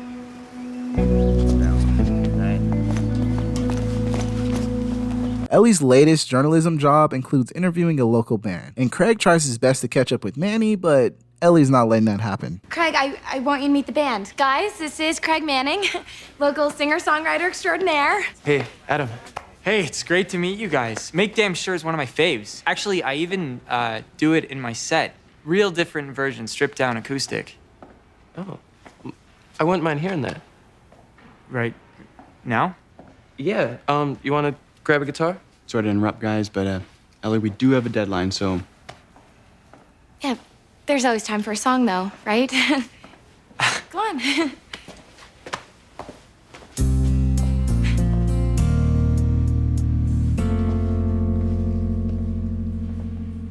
Back at Degrassi, Toby informs JT on the Lakehurst beef. JT, it's gonna be your last. What, are they taking these bad boys off the menu? No, but Lakers didn't take you off the menu. The menu of life. We kinda got beat up this morning by Nick and the Lakehurst crew. Nick's declared war on Degrassi. But specifically on you. Why? Why me? Was it because of that stupid basketball brawl? That was nothing. It's not because of the brawl. It's because you're dating me. Let's just say Nick's the jealous type. That psycho was your ex? Oh, so now it makes sense. This is about you, Mia. You're gonna get us all killed. Oh, yeah, Toby. Way to make it feel good. Oh, I'm sorry. I just have this neurotic aversion to being murdered. Lakehurst is not gonna hurt anybody. I'm gonna handle it. Oh, yeah? What are you gonna do? Tickle him to death? Ellie and her attempt to keep Craig from Manny means she ran out of time to interview the band. But on the bright side... Look at this. The band has a break in their set tomorrow night. Guess who Adam invited to sing for the crowd? Craig, that's amazing. This could be huge for my career, Ellie, and it's all thanks to you. You're awesome. I gotta go. Whoa. Wait, what about our interview? Come on, I gotta go see Manny. I gotta tell her the good news. And JT decides to take things in his own hands. You got a lot of nerve showing up at our school. Whatever. Is this stupid war about me dating your ex? I don't care about Mia. She's just a dumb slut. Easy, mascot boy. You want a war? You got it. Meet me in the tunnel tomorrow at 5. Mind if I bring my friends? No, because I'll bring mine. Ooh, the chess club? I'm scared. Ellie, after losing the interview, is scolded by Jesse. Where is Craig anyway? Thought you'd be interviewing him. He bailed on me. Went off to party with little Miss Manny. Probably jonesing for coke.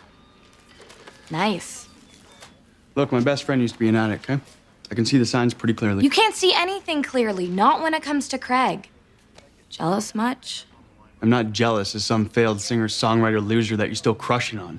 It's pathetic. That is wrong on so many levels. Now, you know what's really wrong? The fact that Craig keeps crapping on you and you keep going back for more. Now that Craig and Manny finally have some alone time, he cuts to the chase. Why don't we go out tonight? See a movie, grab a bite. Or we could stay in, because I happen to have some party favors. You know, after we did that last night, I felt sick, horrible. I never want to do it again. Cool. That's your choice. Baby. Look, this has been one of the best 1 or 2 days of my life. Don't ruin it.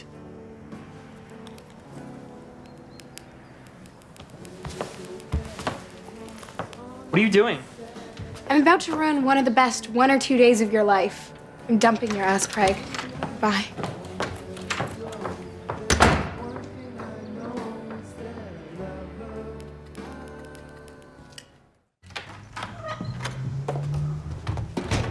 Ellie, just the girl I wanted to see. I have a present for you. Me and Craig just broke up. What? Yeah, he has a little bit of a drug problem if you haven't noticed. I think you have that the wrong way around. I found your loot bag, and I know the coke is yours. Craig told me. Craig lied. That's what drug addicts do, Ellie. Good luck with him. Question of the evening. Who's more pathetic, you for lying to me about the drugs, or me for believing you? Is that a trick question? This is funny? Wait, don't be mad. Please. Just tell me the truth. For once. Okay. I started in Vancouver, but I'm not an addict. Drug cliche number 1. I can stop, Ellie, anytime I want. Drug cliche number 2. Look, what do you want me to say? That I've got a problem? Yeah, I have a problem. Great. I said it. What now? You used to come to group therapy with me. Remember? Dr. Kenrick is great. He can help you. So just come tomorrow, okay? If you promise to stop being mad at me.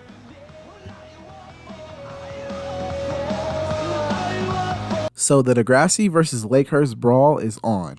I heard you guys are organizing some battle against Lakehurst. Yeah. You in? Sure. I'll roll over their feet with my chair. No, I'm not in. Yeah, me neither, because this is a seriously bad idea. Look, violence is a vicious cycle. You guys are gonna make a situation go from bad to worse. Whatever, Boodalicious. Go pick a flower. We're gonna kick some ass.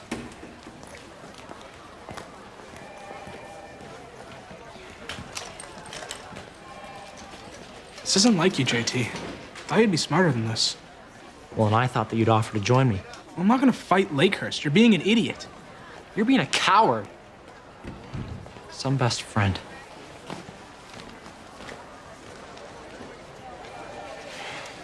At group therapy, Craig decides not to show up. And JT, after talking to Mia, finally listens to reason and calls off the Degrassi versus Lakehurst brawl. But with JT gone, Roderick finds someone else to pick on. Hey, Degrassi nerd. What are you guys doing here? Your friends didn't show. Where are you going?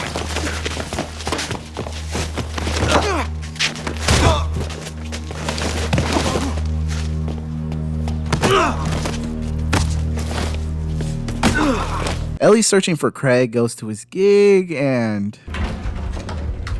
Ellie, hi. About group therapy, listen, something came up. Hey. Hey! What are you doing?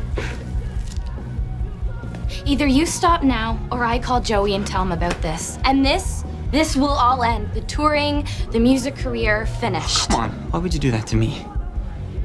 Just leave me alone, all right? I can't. Why not? Because. Because why? You know why, Craig. You know, so don't make me say it.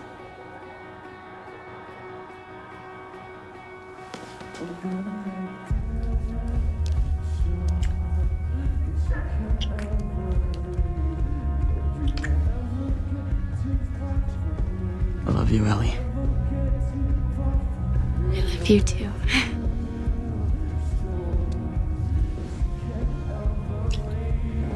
Don't make me stop. Please. I need it. Don't call Joey. You bastard! How could you play with me like that? Ellie, I'm sorry. What do you want me to say? Nothing! It's all gonna be lies. You'll say whatever it takes to get your hands on this, won't you? God! Never mind. Craig does not have a way with words. So Craig's up, and after his big coke binge, while he's performing, his nose starts bleeding. Next day at Degrassi, Toby is in a sling and tells JT revenge is not an option. And JT promises Toby he won't go after Lakehurst. And Craig tries in a last-ditch effort to apologize to Ellie, but... Ellie, I know I messed up. Badly. But I am glad for one thing. I was finally able to be honest with you. I meant what I said. And I felt that way for a long... No, just don't. Just... It's beside the point. You need help. I know. I'm going into rehab or whatever, but when I get out, maybe we could... Goodbye, Craig.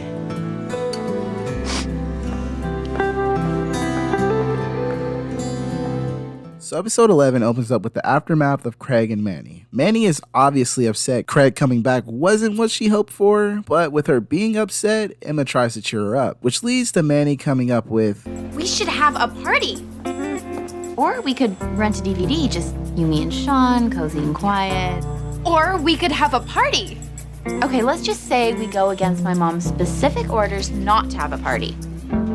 We don't have a reason or an occasion to celebrate. At all. You know what? It is Liberty's birthday. She could really use some cheering up. And as her oldest friends, that's our solemn duty, isn't it? We just have to have a party. Thanks, JT. You are so thoughtful. Well, that's me, Mr. Thoughtful.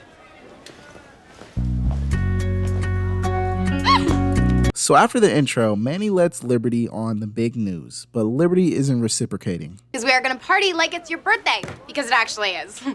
Pass. Excuse me. I'm holding a birthday party for you, Lib. My oldest and dearest friend in the entire school. We've barely talked all year. We'll fix that tonight. Mucho convo will be party your brains out. I don't have a thing to wear. My hair's a mess. Who are you talking to here? Come over early and I'll hot you up. I suppose this student council president could use a little romance. That's the spirit. We are gonna party tonight, girlfriend. Party we will, girlfriend. But it comes at a price. Come to my peace summit with Lakehurst at lunch. Me? Why me? Experience shows that Manny Santos doubles the male attendance. Whatever, I just hope someone cute is coming because you need a date for tonight. Let us pray. Now at the Lakehurst Degrassi Peace Treaty, we're introduced to a new character, Damien, and Liberty seems pretty fond of him. And Manny's on a roll with ideas today. How about a spirit squad rally? And how does cheering prevent my other arm from getting sprained? Okay, well, we can follow it with an Increase the Peace dance, kind of like the UN, except with human pyramids and dancing. So, sounds like fun. All in favor? Excellent. We'll take Mandy's idea to our principals. Meeting adjourned. Great idea, Kofi Annan. Actually learned something in history class, I guess. Cheerleader and a diplomat. Brains and beauty. Speaking of brains and beauty, it's Liberty's birthday. Big bash tonight. Close friends, fellow peaceniks. Got to increase the peace, right? Right. Count me in. Till then, have a good one, Liberty. I'll do my darndest. With Mia being gone this week, JT's free and can show up to Liberty's party. Manny and Emma send Mr. and Mrs. Simpson off, and Toby's excited. Party, party, party, party. What's with the corny samba? Is it wrong to be excited about a rockin' bash at Casa Emma Manny? Yes, because it's not a rocking bash. It's a teeny tiny birthday party ending at 9 sharp. It's not what Manny told me. Manny, come on, I really need this. I know, but Sean and I sort of had plans later. Of a romantic nature. No way. Really? Really. Tonight is the night. Or at least it was. Well, abort. I'll send bulk emails. I'll carpet bomb the school with flyers, anything. It's too late. Word's out. But I guess Sean and I could still, just promise it won't get too crazy. I promise. Toby, in an attempt to get a date, lets Degrassi resident dumbasses Danny and Derek over here. And Degrassi, being a teen show in the 2000s, somehow the entire planet now knows about Liberty's party. And that means it's probably not going to be small like Emma wanted. Back at Emma's house, Manny is getting Liberty ready. But Liberty has low self-esteem after everything. But I think Manny's cheering up is working. Sister, we gotta move on. Out with the old and in with the new. Speaking of new, say hello to Liberty version 2.0. Why, Miss Van Zant, I reckon you can steal any man's heart.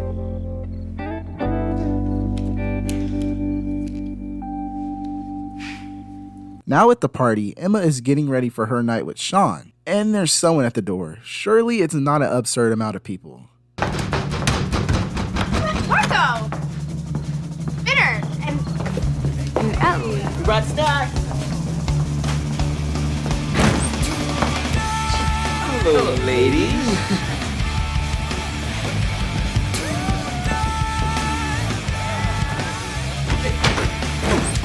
Lock up the family jewels. Let's rock this joint. Jay, what are you doing here? Who even told you about this party? Word's out on the street. Polka dots.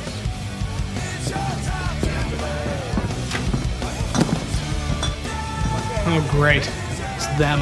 Okay, anybody who isn't Liberty's closest and personal friends, ciao, adios, sayonara.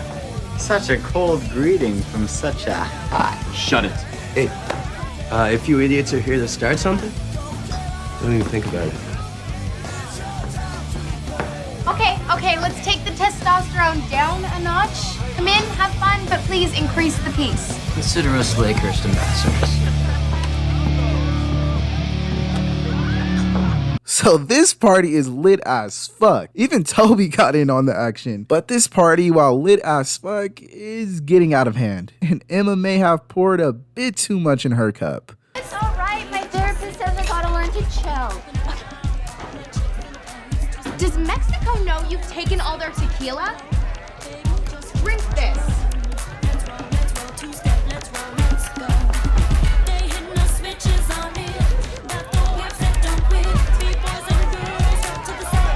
Manny in Baby Jack's room gets interrupted by Damien when he walks in, which leads to the two talking about Damien x Liberty. So, you and Liberty. She's cool. But we're not right. I mean, you can't just fake this stuff. You either feel it or you don't. And when you do feel it, it's like time stops. And your skin gets all goosebumpy. Damien, I barely know you. And you barely know me. Let's fix that. Since Damien's freak ass is upstairs, Liberty is downstairs all alone, and JT talks with her. Like the song says, it's your party, you can cry if you want to. No need. Damien and I are no love match. Disappointing, but par for the course on my birthday. Well, luckily there are 364 non-birthdays. Good days. Days worth remembering. Like when you taught me how to drive? Yeah, that was classic. Or when we went to the drive-in and your roof leaked on us? Not so classic. Well, it was to me. Like every day with you. Liberty, you drunk? No. I just want to tell the truth. I don't want to lie anymore. I still love you.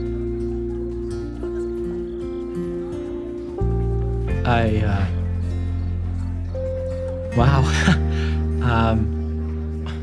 Wow, I do. So after that heated argument, the party is still active. Sean and Emma sneak off, and Manny is feeling Damien. And Emma definitely poured up too much. Emma, are you wasted? The question is, am I wasted enough? Oh, okay, all right.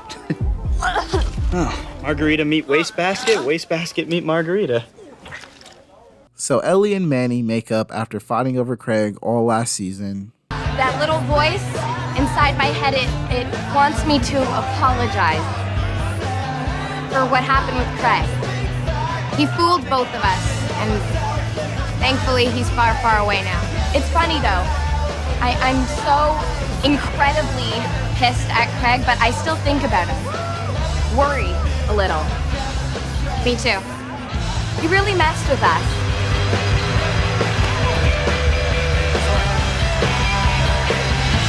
The Lakehurst boys pull a prank on Derek, which backfires. Bubba! Hey, relax, Slim Shady. It's a party. And now it's time to go. Man, get your hands off me. Bad move, Degrassi. And Toby is having the time of his life. The chick. Well, at least someone's having a good time. Oh, am I ever? Dude, I can't feel my lips. Tobes, I got a situation here. All right, shoot. Okay, so I have this meatball sub, right? You know, zesty sauce, ooey gooey cheese, and I like the sub a lot. But somehow I find myself craving oatmeal. Is this a meatball sub? All right, well, it's very tasty, but you get tired of it. Oatmeal. It's always been there for you. You can depend on it. I miss her, Tobes. I know I shouldn't, but I do. And it's so stupid. No, look, it's not stupid. You can't fight how you feel. Go out there and find her. You know what? You're right. You're always right, Tobes. I'm gonna go out there and I'm gonna get myself a big bowl of liberty. Oatmeal. Okay, Toby, I see you with the words of wisdom. So JT goes searching for liberty, but he finds the Lakehurst boys instead. Couldn't find a toilet? He did. Oh, I get it. My car sucks. Ha ha. You guys slay me with your humor. Yeah, mascot boy? Laugh at this.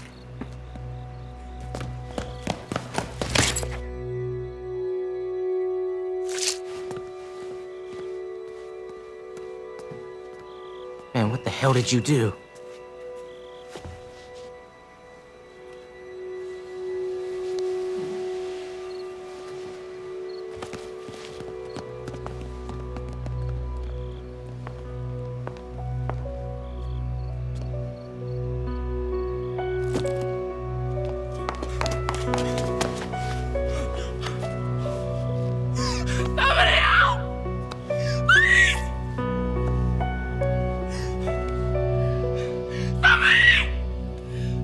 After JT was stabbed, he's rushed to the hospital, and everyone's freaking out. Well, this party was my idea. This is my fault. No, it's not, okay? JT's hurt. It's serious. I'm so sorry. Okay, I'll see you soon. I need to speak to a family member. His grandma's coming, but she'll be a few hours. Wait. You can talk to me. I'm his brother. His aorta was punctured. It's a main artery, and we couldn't repair the damage. He didn't make it. What? You're joking. I'm sorry. Your brother's gone. He's gone? We'll kill him.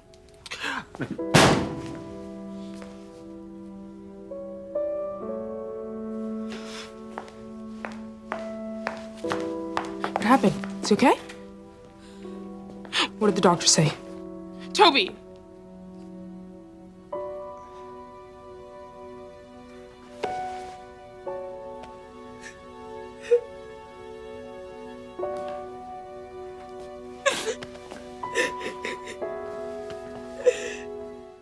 So after that heartbreaking episode, we open up on JT's funeral, and Sean wants revenge. I'm pissed.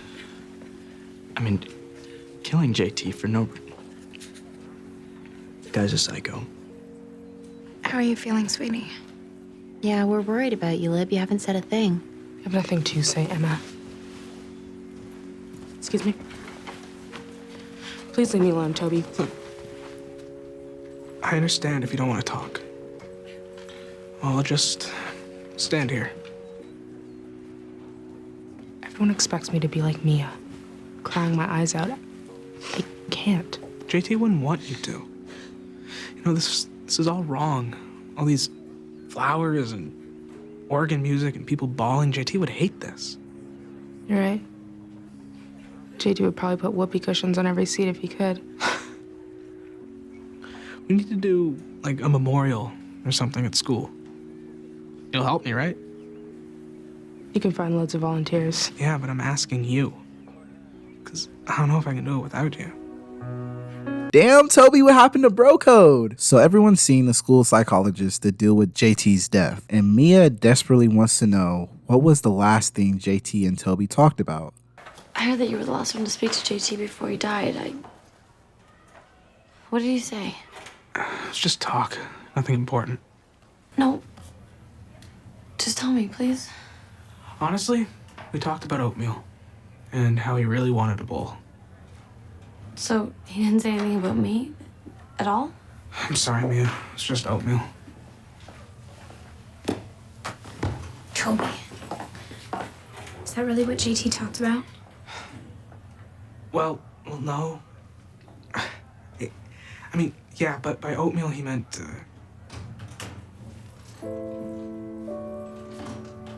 He told me he was still in love with her. Oh my gosh. Poor Liberty. He was on his way to tell her when... You know. So Liberty doesn't know you haven't told her. I was just about to. She's in shock. Maybe in a few weeks she can handle it, but not now. Ellie and Ashley are talking about JT, and Craig gets brought up. I just have a lot on my mind right now. You know, JT, the article, Jesse. So I'm guessing it didn't go well telling him about the, Craig incident. It went fine. 'Cause I didn't. Oh, I can't do it, Ash. I can't tell him that I kissed Craig. It'll be over. Maybe. Not maybe. Will be. You don't know that, Elle. Just have a little faith. He might surprise you. Cut back to the dot, and Toby and Liberty are talking. Liberty is obviously having a hard time dealing with JT's death. And the fact he was with Mia before he died upsets her even more, since she still had feelings. Next day, Toby gets the code to JT's locker, and he, Mia, and Liberty go through it. Mia then finds... The tape we made. We have to show this tape at the memorial. JT playing with Isabella. Everyone will really love it. Yeah, it just sounds rather private. Something for you and Isabella. That's your opinion. Toby, what do you think? Mr. Simpson's making a tribute video. Let's just get this done. Fine. Wait, Mia, what are you doing? I thought we were gonna go through this stuff together. Yeah, and I thought that you wanted to get the job done. But you're taking everything. So? I was his girlfriend. Mia, you're not being reasonable. JT died Friday night, and I didn't get a chance to say goodbye to him. You have no idea how difficult this is. Excuse me? I think I do. I'm just as sad as you are. Really? He could have fooled me. I haven't seen you shed a single tear. Mia, stop it. You're a robot, Liberty. A walking, talking computer.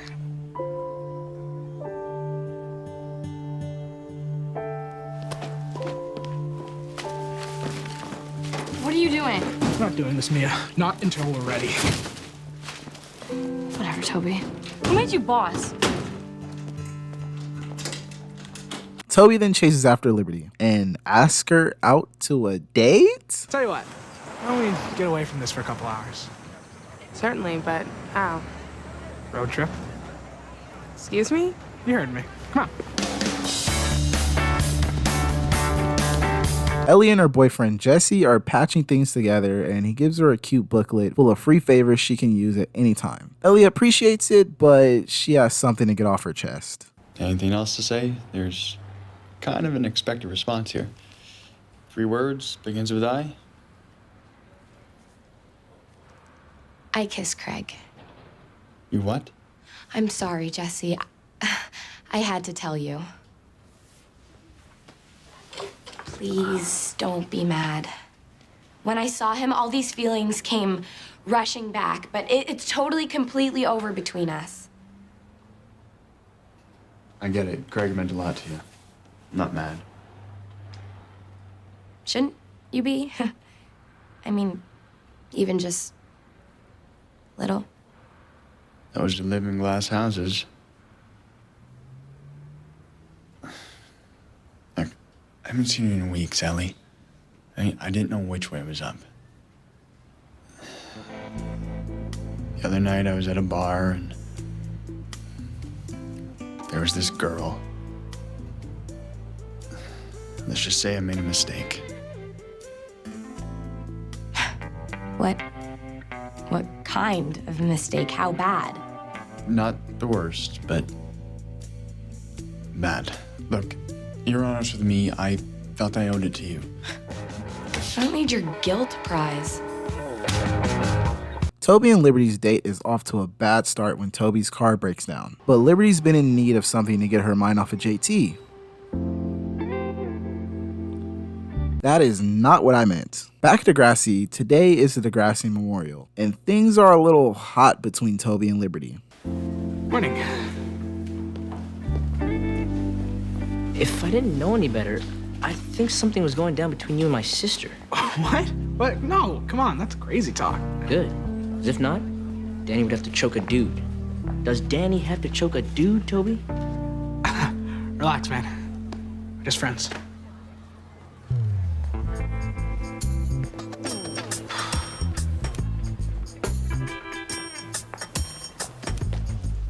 Tell me he's being a paranoid freak. Freak, yes. Paranoid, not so much. I kiss Liberty. Ow! Are you cuckoo bananas? No! Well, yeah. I don't know. Am I? Yes! What are you doing? Why on earth would you do something so ridiculously stupid? Because I like her, Manny. Because she's cute and she's sweet and sad and she needs me. And you want to be her knight in shining armor? Well, it's wrong. Both of you are a mess right now. This is the worst possible time. Toby, you just buried your friend. A friend who still had feelings for the girl you just kissed. I know, Manny. I know. And I couldn't feel guiltier. Believe me. But what now? What can I do? Take the kiss back. What? How? Get in a time machine? Tell her you didn't mean it. Tell her you were on crack. Whatever. Just take it back. Fine. I will. I'll issue an official kiss retraction. Happy? I see Manny has taken over Marco's role this season. Good for her. At university, Ellie breaks up immediately with Jesse. But with both of these two in the wrong, they have a lot to discuss. You had a random hookup with some bar skank. I didn't have sex with her, okay? I don't care. It was still more than a kiss. Way more. You kissed some guy that you've been crushing on since forever. Right? You think that doesn't hurt? I'm sorry.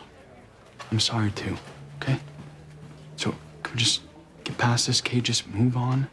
No, it's not that simple. Jesse, it can't be that simple. Says who? Look. Do you love me? What kind of question is that? Important one. Maybe the only one that matters right now. I have to get to the memorial. Toby retracts his kiss from Liberty. What happened yesterday was nice and everything, but wrong. And I was wondering if I could take it back.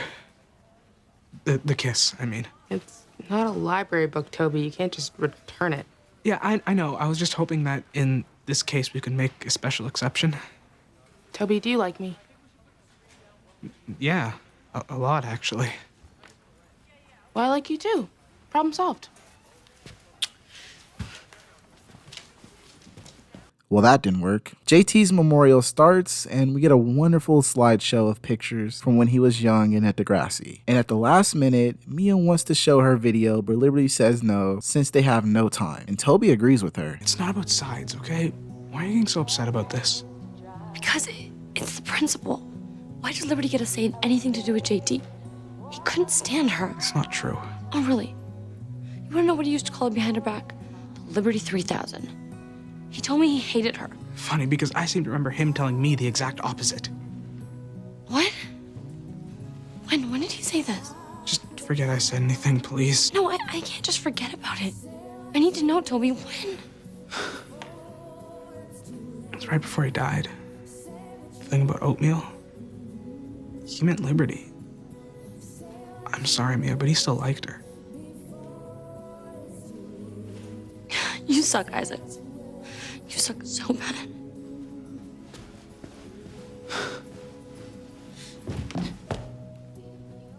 Give me the tape. You're gonna play it?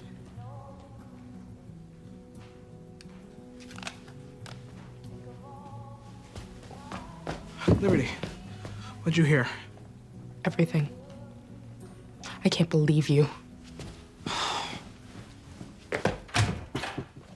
Liberty! Liberty! Just tell me why. Why would you want to hurt me like this? I didn't want to hurt you. I wanted to help you. Toby, you knew how I felt about JT, and you knew how much it would mean to me to know he felt the same way. Liberty, I was trying to protect you. And that involves kissing me? That's idiotic. I know, and I know it's totally wrong, but over the last few days I've developed feelings. But I know now it'll never happen. Yo, I wish I had JT. But that'll never happen either. So the Toby-Liberty relationship is over. That was fast. Liberty plays Mia's video, which brings her to tears. And before the episode is over, Ellie and Jesse figure things out and are back together, and Mia, Toby, and Liberty go through JT's locker. So after that bombshell of an episode, we catch up with Manny and Darcy's Spirit Squad, and they're practicing for an upcoming competition against another school. Emma is there and asks to hang out with Manny after school, but she's busy today. I'm kind of meeting someone, Em. Let me guess. Damien, your new fancy boy from the enemy school? Manuela. Mom, can you give me a sec? What's she doing here? She's just here to talk. Don't be mad, Em, but I think it's time for me to go home. Damn, I almost forgot Manny had parents. At Marco's place, after a late night class, he tries to cuddle up with Dylan. But Dylan wants to go out with his hockey buddies, upsetting Marco. You and your hockey buddies. How cute. Okay, so we'll order in later then. It's wing night. Dylan, you've been out every night this week. When do I see you? We live together. We see each other plenty.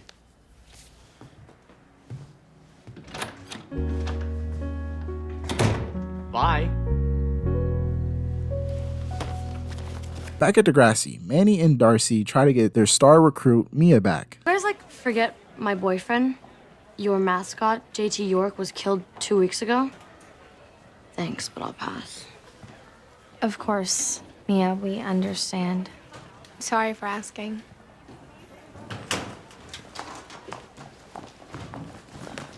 Hey, they were trying to help in their own bizarrely dysfunctional way. Whatever. Like I'm gonna take part in anything Lakehurst is invited to. Wait, Lakehurst is coming here? Why can't they do it somewhere else? No kidding. They said it was set up months ago and it's too late to cancel, but I don't care. I think we should do something about it. I think we need to protest or whatever. I can't. Manny is my best friend. Besides, maybe it's a good thing if Lakehurst comes here. Maybe it'll help mend fences. A student from Lakehurst killed JT. I'm not about mending fences right now. So Marco is having boy trouble, and who better to get advice from than Jimmy and Spinner? My problem is tall, broad-shouldered, and emotionally absent. Monsieur Dylan. Hey, does he have a MyRoom page? I don't know. He's just never here. And when he is here, it still feels like he isn't, you know?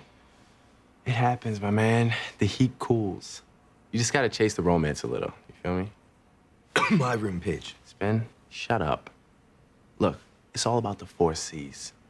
Candles, cooking, cologne, and chill. Nobody's immune. Don't worry.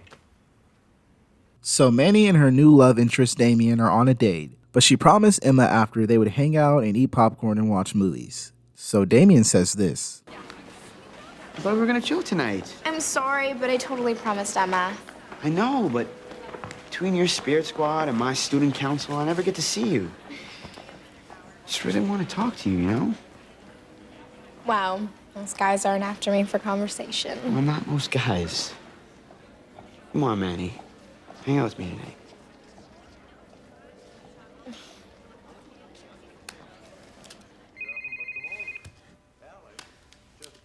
Where are you? Hi, I came home after seeing Damien, and my dad's totally back in tyrant mode. Oh, you poor thing. I'm okay, I think I need to stay home and let it blow over. Okay. Well, I miss you. I miss you too.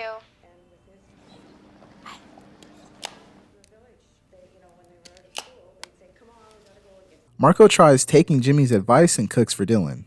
Yeah, it's my nonna's bisteca. You know, supposedly, it's the fastest way to any man's heart. So, luckily, I convinced Ellie to go to the movies with Kiko and Suki. A night alone, thank you. Because maybe next year, we'll have a place of our own, you know? Just me and you. Well, who knows what could happen between now and then? Meaning what? Meaning nothing, I was just talking.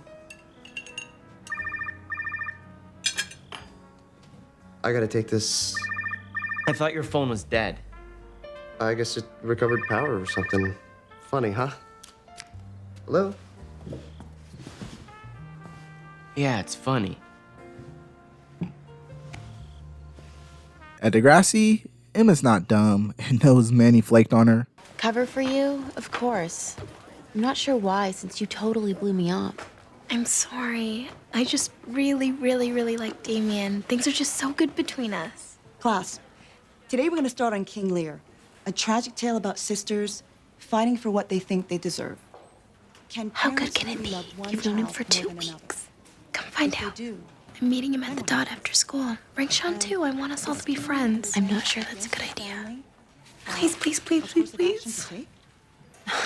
Clearly resistance is futile. Thank you. You won't regret it. And Marco, being superstitious, does what you should always do if you're feeling doubtful in your relationship. Go through your partner's phone, or laptop in this case, and he finds exactly what he was looking for. It's time for Damien and Sean to meet, but Sean is still stuck up on him going to Lakehurst. Hey. So, how are things at Lakehurst? Fine. Seriously? Last time I heard, one of your students was in jail. Sean? Look, man, I'm really sorry about your friend, JT. I mean, it's a total tragedy. Damien. So, tell me, how's Drake doing? I have no idea, Mia. But he's your friend, isn't he? No, it's not true. Excuse me, but I went to Lakehurst. So how about you save your lies for somebody who will buy them? So, Manny, who are you loyal to? Your dead friend or your new Lakers crush? Let's go, Manny. No, wait. A little help here, please. What do you want me to say? You're sleeping with the enemy. You know what, Emma? I'm so glad I moved home because now I don't have to see your mean, judgmental, stuck-up little face anymore. So since Emma and Manny hate each other, we totally haven't seen this plotline before. Emma is now protesting Manny's big Spirit Squad competition, as it will only drive the wedge between Degrassi and Lakehurst deeper. At Squatchware, Marco lets Jimmy and Spinner in on what he found. It was an email. An email from some creep named Julian who he's meeting tomorrow for some secret lunch or something. Are you serious? Yeah. He's cheating on me, guys. I can't believe he's cheating on me again. Look, you don't know that for a fact. Oh, by this time tomorrow I will. They better get a table for 3. So today is the Spirit Squad finals. And even though Emma and Toby thinks it's such a bad idea, look who got front row seats. Anyway, Degrassi kills it and they're currently in the lead. And Marco confronts Dylan. Mark, what are you doing here? Whatever. Who is this? Julian. This is Julian. Julian Marco. Nice to meet you. Sorry, I can't say the same, Julian. Did Dylan here even bother to tell you that he's in a committed relationship, or... Marco, whoa. Shut up, Curly, because you know he is. Or at least he was before he started cheating again. Marco, stop. Julian is from Zurich HC, a hockey team in Switzerland. He's been scouting me. They want me to play for them. Back to the competition, Degrassi decides it's time to fight back against Lakehurst and starts chanting, "Go home, Lakehurst," which Manny treats like they caused World War III. Is this what you wanted? Finally feeling self-righteous enough. Manny, you won. And you know what? I feel so much better. I think I can actually feel the school spirit coursing through my veins. Yeah, call the media. Manny Santos has healed the entire school. Now I know why Manny was your only friend. She's a saint to put up with your crap. Take a big step back, Lakehurst guy. Damien! Okay, that's enough. That's enough. Break it up. I said break it up. That's enough. Break it up, I said. Break it up. All right, this competition's over. I want everyone to leave and go home right now. Except for the Degrassi students who are going to wait in the gym until everyone is gone. Move it! Now! Mr. Simpson is pissed off at Emma, but Emma feels that her feelings are justified. Marco and Dylan are going through it, with him potentially leaving, but they figure it out and decide to make the most of it before Dylan leaves. And before the episode is over, Emma apologizes to Manny. So after a long season of only seeing everyone else from the class of 2006, we finally catch up with our one and only girl boss, Paige. And she looks just like me my first year of college. Confused. The stress slowly but surely starts catching up with her and she storms out of the class. Everyone at Banting is having a good time partying after the midterm, but Paige is in her room alone thinking about... Hi, Alex's voicemail. Sorry, I haven't called. I wanted to, but... Okay, have you ever felt like the subway is running over your lungs? Like you're trying to breathe, but the entire train is just crushing your ribs? Okay, I'm rambling. I really, really, really hope that you're still going to Marco and Dylan's this weekend. Bye.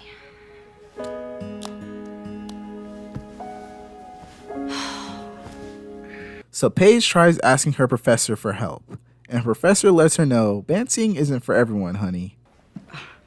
Professor Janes, my mom was a Banting girl, and I am a Banting girl. I just have to get better at doing Banting.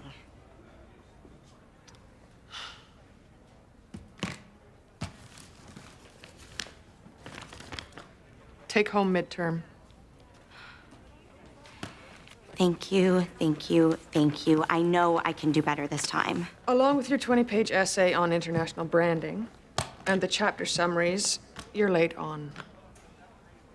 Thank you, Professor Janes. Don't worry, I won't let you down. Makes no difference to me. Just don't let yourself down. 5 p.m. Monday. Have a great weekend. We cut back to Degrassi, our first time this episode, to meet up with Darcy and Thanos. Showed my private photos to some 40-year-old pervert. You can't make it up with a Bible quote. I repent, I repent, I repent, I repent, I repent, I repent, I repent. What do you say now? I say Matthew 10:42. Look it up and be here tomorrow morning at 7.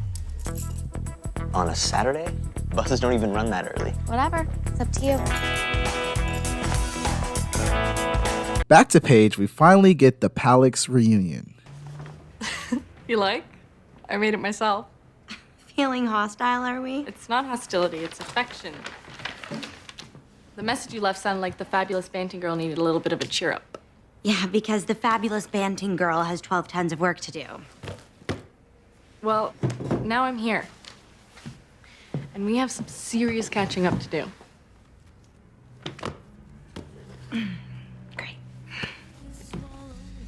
Okay, I'm baked. Good night, ladies. Night. I gotta be up at cockadoodle dawn to hit the bugs. Right. should go. No. Wait. Let's have a sleepover. Right here. Just friends. Yeah, I know, doofus. I have a girlfriend. You are so lying. You might have one friend at Banting next year. Who? You? Seriously? Despite your doubts, I am kicking butt at school. Marks, not people. Well, that is fantastic, hun. I am very glad that you proved me wrong. Whatever. Let's get our degrees and then road trip. Imagine a couple Banting babes gone wild. Thanks, Alex. You're so comfy. Good night. So the next day is here, and Peter and Darcy are volunteering at the Degrassi food drive. AKA that forgiveness you want? A reward. Right. So, why are you here? We all need forgiveness for something, and you can start by peeling apples.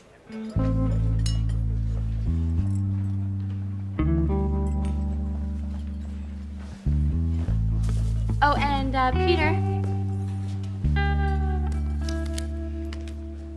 So Paige wakes up and it's time for that at-home test, and looks like studying is going great. But since it's everyone's day off, they're chilling, which is irritating Paige. Later, her mom walks in and Paige wants to talk. This was grand, so careful. Don't put it in the micro.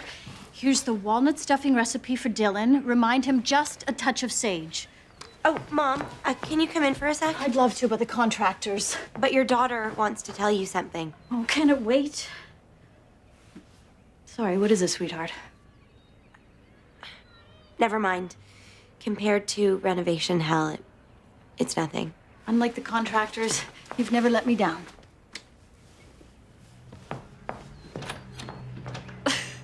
Does she breathe like the rest of us? Or does she produce her own air internally like a blowfish? Exactly. Paige? You all right? Don't make me be nice. Okay, you made me. Paige Michaelchuk, you are the prettiest, smartest, bestest. Why are you putting more pressure on me, Alex? Why? Pressure? What are you talking about? Forget it, okay? Leave me alone. Go. Forget what? What's wrong? You don't get it, Alex, and you never will. So just go back to your stupid, pathetic little straight-A high school life with your pathetic imaginary girlfriend, okay? Just go away.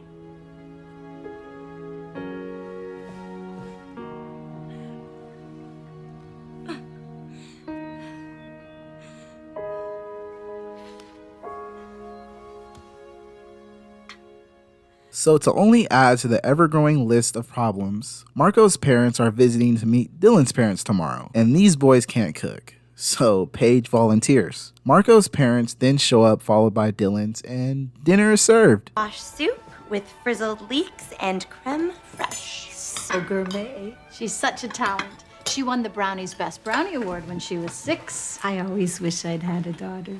I'm glad you didn't. So dinner is going good.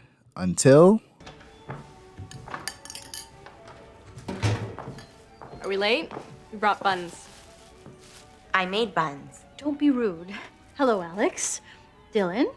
Oh, yeah, I've got some extra chairs in our room. My room. What are you doing here? Well, you invited me, and I wanted to make sure you were okay after your little breakdown. Breakdown? Alex is a pathological liar. Alex, maybe we should just... Hey, no arguing over dinner. Sit. Now, who's your friend? This is Carla, my imaginary girlfriend. Hello. We cut to the food drive, and slowly but surely, it seems like Darcy's warming up to Peter. Back at dinner, Paige's mom will not stop talking about how amazing Paige is. Paige, you could have got a scholarship for chef school, too. Mom. Oh, and Dylan has had offers recently to play pro hockey in Switzerland. Once my visa comes through. Yeah, don't remind me. Did you know Carla's an honors grad student? And she's captain of the Toronto U distance running team. I'll clear the salad plates. Banting wanted Paige for their power squad. They called it cheerleading when I was captain. But she chose to focus on academics. Mom, please. Once Paige gets her honors degree, the Banting MBA program. Mom? Sweetie, tell everyone how Banting has the most prestigious program. Why don't we talk about something else? Fine. Oh, don't you have some sort of announcement? Yes, the turkey's ready. She's so modest.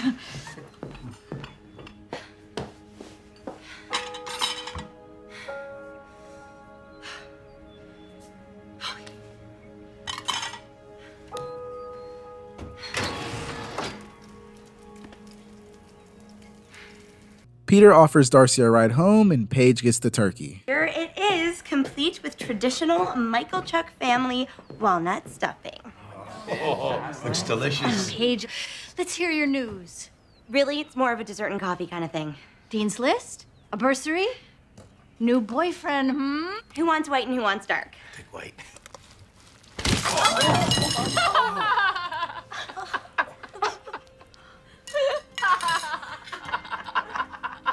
I told you not to overstuff the bird.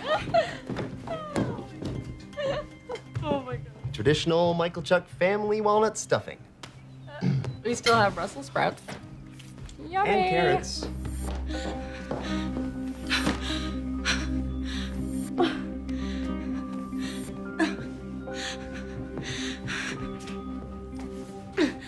Hey, everybody's so worried about you. Except my pops, who's still, eating, but take that as a compliment. I blew up a 20-pound turkey. Yeah? But come on, Paige, that's not all that's bothering you. What is it? What could possibly have my smart, beautiful, talented friend so down? Don't call me that. I am an idiot. I have fooled all of you. You are too stressed. Is it school with all that work you brought home? Paige, you're not the only one. Unless you had a little secret. Last week, I got a C- on my psych paper. I should drive back tonight. What? Tonight? It's 3 hours away. It's fine, Marco. I'll tell my parents and then go. Are you sure? Damn, this boy Peter staying nice shit. But unfortunately... License and registration? What do we do? Just relax. The Hasley can go faster than that. Left our own bikes. Yeah, especially the ones on bikes. We got a Peter Stone here, N31 Connaught Avenue, please. Out of the car, please. Why? We're stopped. Well, your friend Peter here has been driving with a suspended license. It's true?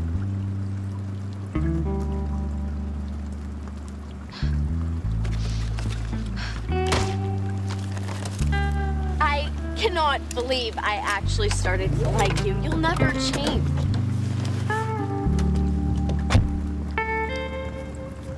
Later, Paige has made it back to Banting, and she makes her decision on what to do about all this university pressure.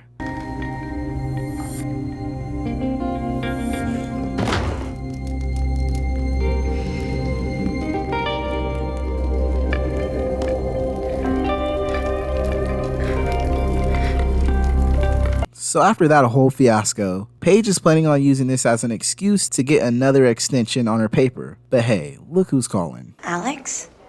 Guess you just got her third Bio A+ in a row. Heather Sinclair? Ouch, deserved.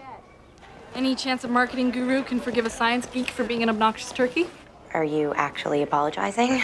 I'm full of surprises. I'm still kind of worried about your whole family dinner flameout. Apology accepted, and I could not be more fine, honestly. That last minute is my middle name. But enough about me. Go celebrate your scholarness. Any A+ plans? Carla's meeting me at the Dot tonight. Nothing special. But she's paying. Well, congrats, hon. Send her my love, okay? Later. Professor Janes. Miss Mikhailchuk, finished already. I gave you until 5 today. Actually, you know how it is, family weekend, parental drama, and a minor dorm room fire type incident. I was hoping for another very small extension. I just wouldn't want to hand in less than my best. A fire? Do you have the fire marshal's report? No, but I have soot-filled everything as proof. Believe me, I wouldn't make this up. I just thought that maybe under the circumstances. I can't make last-minute exceptions, Paige. You understand that, I'm sure. I guess I have to. Hand in whatever you've got. I'll see you at 5. No excuses. Well, that didn't work. So Peter is getting chewed out by his parents for his bad behavior, and Darcy takes a notice. And Paige, within the next 40 minutes, needs to pull off the biggest academic comeback of the century. But Paige gets an idea, a really bad idea. Since Darcy's feeling bad for Peter, she apologizes for the pie, and him and her talk. It was stupid to drive, but I had to get to the soup kitchen. I couldn't let the homeless starve. Were your parents mad about the car? They're off the charts. Blame each other for everything. I try to be brave or whatever, but deep down, there's this little sad. Hey, how about a nice long walk in the park after school? Are you asking me out on a date? Depends on your answer. That was a yes, right?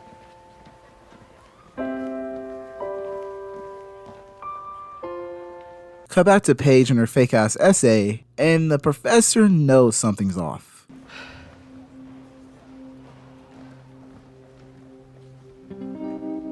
I have seen this essay 4 times in the last 2 years. Most students try to change a sentence or 2.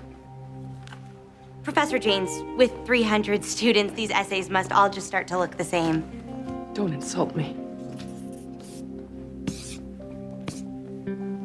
You're giving me a 0? Or I could talk to the dean, who, by the way, has made it his mission to eradicate plagiarism. Your choice. My choice? I'm going home to a real school with real friends with flame retardant dorms. I don't care if I am a stupid banting girl because I hate banting.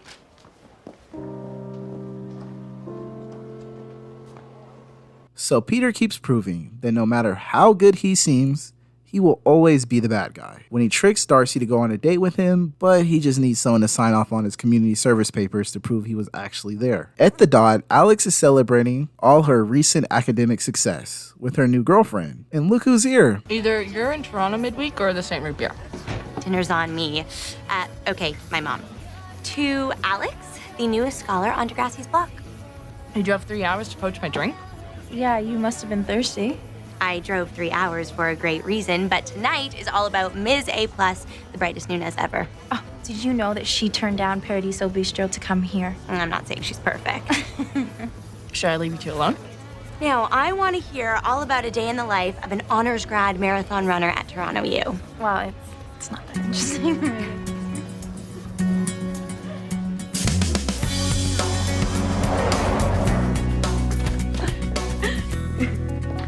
Question of the night. Why aren't you sleeping at Marco's and Dylan's? Well, everyone's back from the weekend. It's a full house. And why are you in town? Because people here don't ask a million questions. Nice try, Michael Chuck.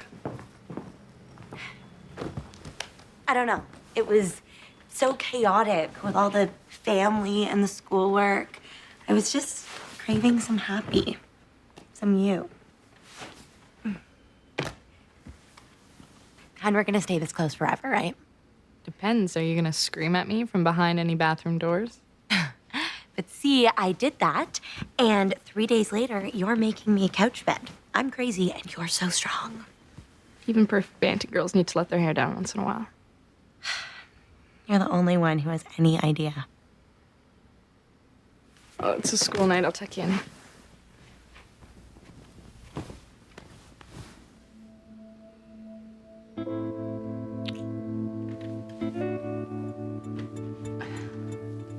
What was that?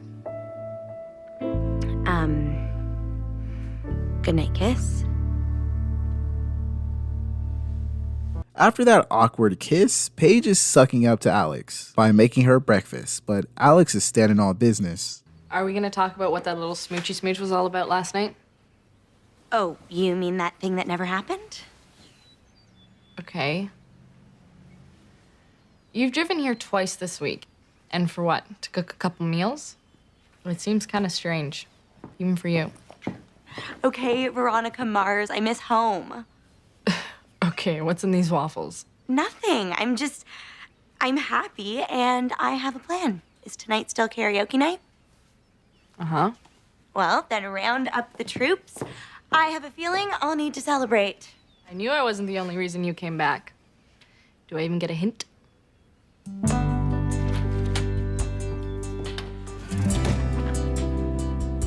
So Paige's plan is to transfer from Banting to Toronto U. But not only will they need her transcripts, she'll have to apply for the next fall semester, which is not happening anytime soon. So Peter has fallen in love with Darcy and pulls the cliche movie rock throw at the window thing, but Darcy appreciates it and the connection is growing. So Paige has some big news for the gang, so let's hear it.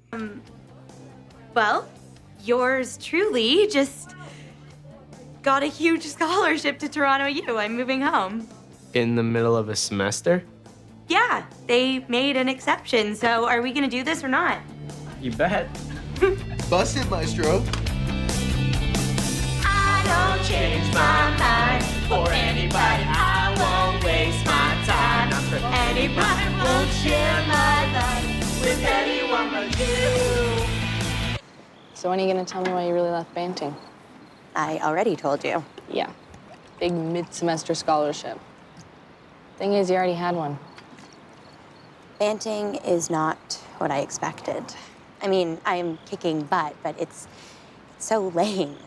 There's no fun times like tonight, and definitely no fun people. That's it? Banting was great for my mom, but I have connections here. Connections? By that you mean? My friends, people who think I count for something, like cool people. Oh, my pinchy boots. There should be paper towels in here somewhere. My dad went all Boy Scout when I got the car.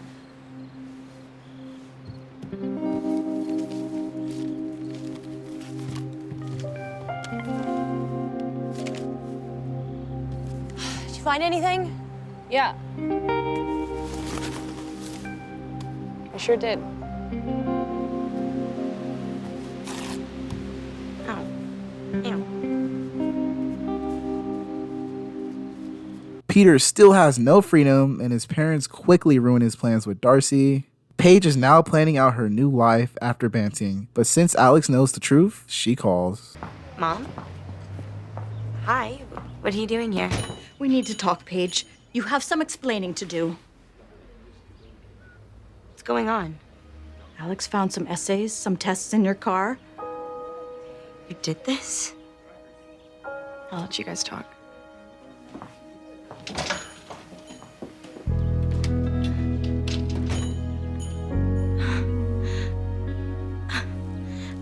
So Darcy and Peter have a thing now, and Paige is pissed off at Alex. I can't believe you told my mother. Who else would I tell? I don't know nobody. You need help, Paige. And you need to tell the truth to someone. It was the only way to force it out. Well, why didn't you talk to me first? Paige, you've been lying to me ever since you got here. And I have no idea why.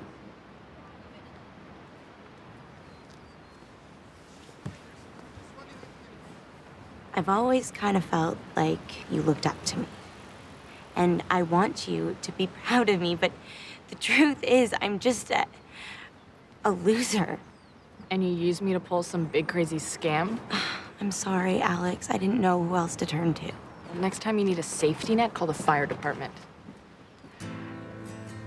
Actually, they'll probably be calling me.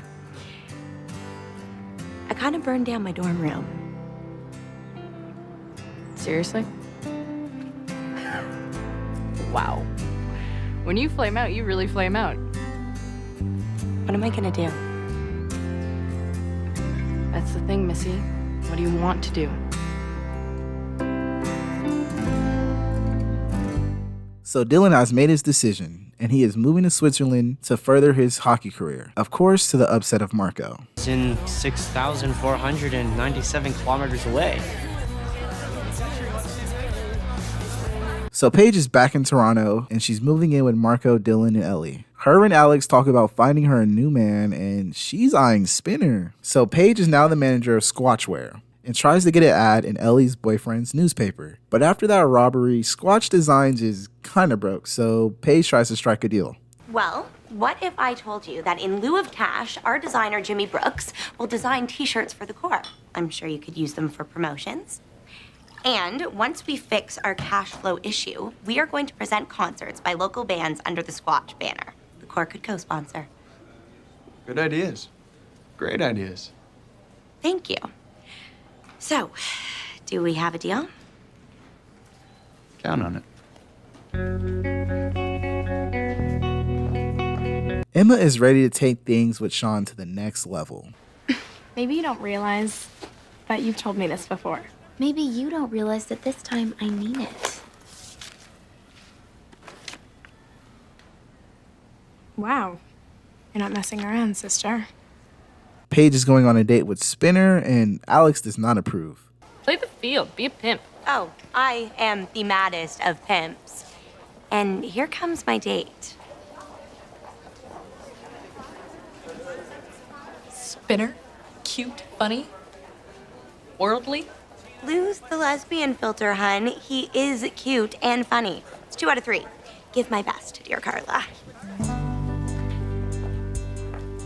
And Ellie and Jesse are arguing. Every time we bring something up, a joke, a story idea, anything, you just shoot it down. You'd be so negative, Ellie. Guess so. You guess so. Taurus much? Whatever. I don't want to argue anymore. It's all we've done for weeks.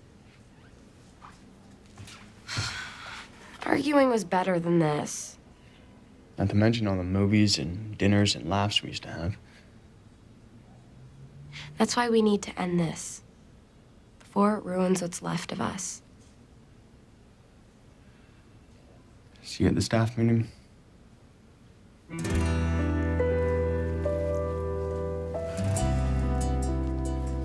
So Emma and Sean are at the pharmacy and talking about going to the next level. And of course...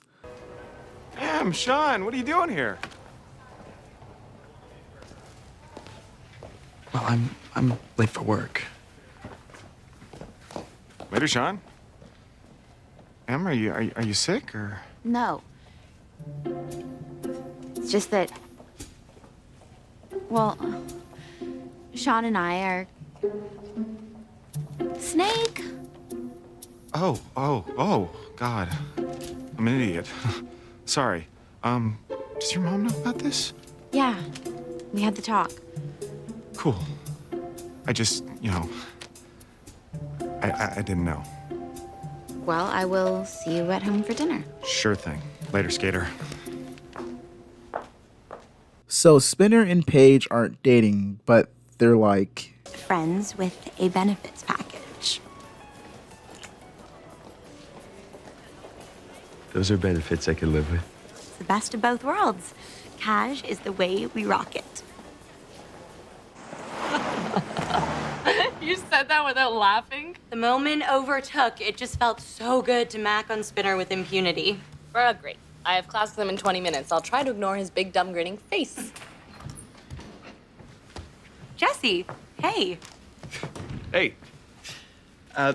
Latest edition, ads on page 3. And I asked Nina to write a piece on you guys for a fashion column. This is... Wow. Thank you so much. The Corps and Squatch Designs could have a future together. In business. Alex. You know Jesse, right? Yeah, you're Ellie's boyfriend. Was. Ellie didn't tell you we broke up? She keeps to herself a lot. Yeah, she's like that. Well, I gotta run. Interviewing a friend's band. How journalist of you. What are they like? Kind of an alt-country vibe. Yeah, they're playing tonight. Campus Club. If you're into it, you should come.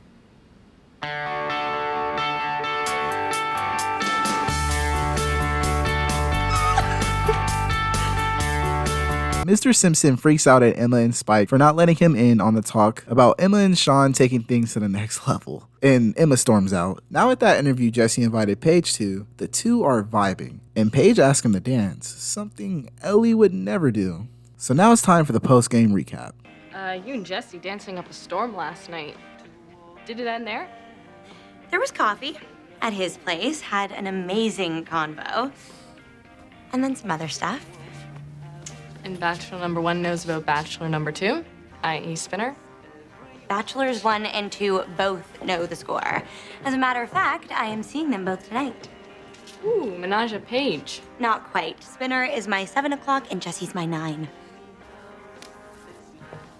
Hey, you want to come to my place when you're done for a post-game wrap-up? I got the good ice cream. Sure, hun. I'd love to. Damn, Paige, I know y'all hoes like that. So Spinner is already ready to fuck things up for Paige when he expresses his dislike for Jesse. But Paige checks his ass and puts him in his place. Sweetie, you are clearly new to the ways of friends with benefits. Maybe it's better if we just stop. No. It's cool. I'll get used to it. See you at the fair tomorrow. Paige goes on that date with Jesse, and the next day is here, and Alex is pissed. Is it Everyone Hates Paige Day? Maybe, seeing as it was ditch Alex and don't even call her last night. Hun, I forgot. I'm sorry. Babe, could you just straighten our sign a bit? Don't tell me your 9 o'clock with Jesse became a 10, then an 11. 12, 1. I said I'm sorry. It's just, I think things are becoming a bit more than cash with Jesse. He's kind of special. Rush into stuff much? Pathetic, Paige. Pathetic. Back at Degrassi, in classic Emma fashion, she tackles her problems head on when she decides to make her project on women and sex. More specifically, it's about how men have stifled women's sexual expression throughout history. Right on, sister. When men think of girls, this is what they see. But when confronted with something like this, a healthy, natural expression of physical intimacy, men can't handle it at all. They feel free to ride their instincts, but when women stand up and declare their right to be sexual, it's this. A typical double standard. Men don't want to hear it.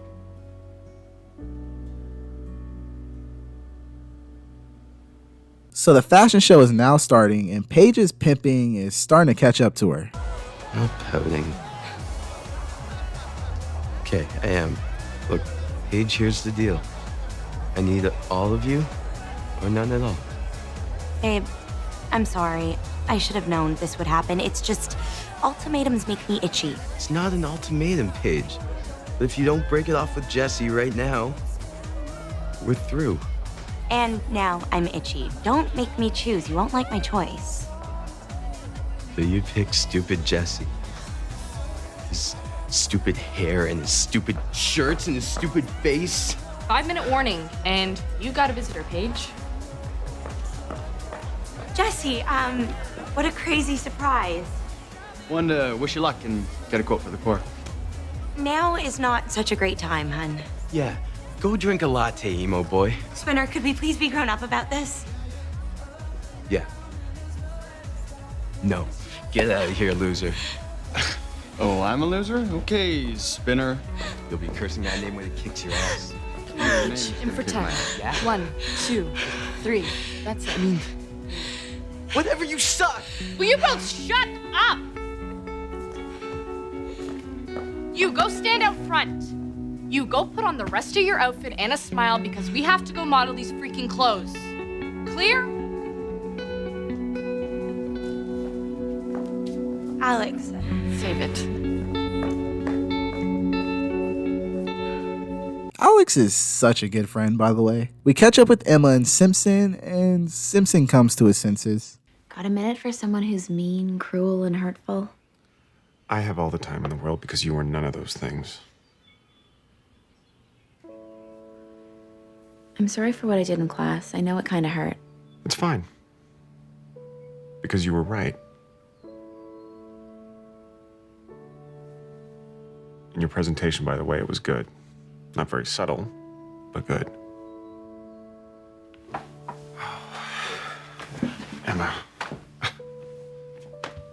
I've known you since you were in a stroller, and the idea of you growing up, it's a trip. For me too. I mean, I'll be moving away, going to university. I'm not a little kid anymore. Just thought this was gonna be easier.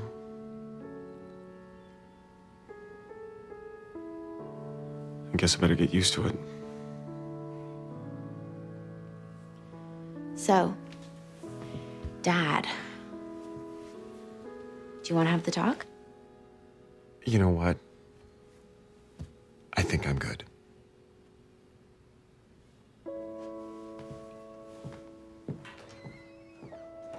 After that shit show that was the fashion show, Squatchwear got 3 new buyers and Paige is over the Spinner Jesse drama. But Alex is still pissed. But Jesse is still into the cash thing, so what say you, wise counsel? I say they both suck. And for that matter, so do you.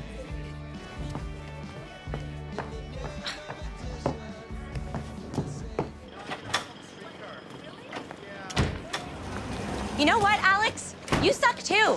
Sorry! Oh, your apology is killing me with its plaintive sincerity. God, I hate your thesaurus. And I hate how you're acting right now. Why are you doing this? Because I love you, you idiot. So much it scares the crap out of me. Why? Just... Why did you tell me to go on all those dates? Because I thought you being cash with guys was nothing serious. And a lot better than you with some other girl. I just can't with you right now. I really do.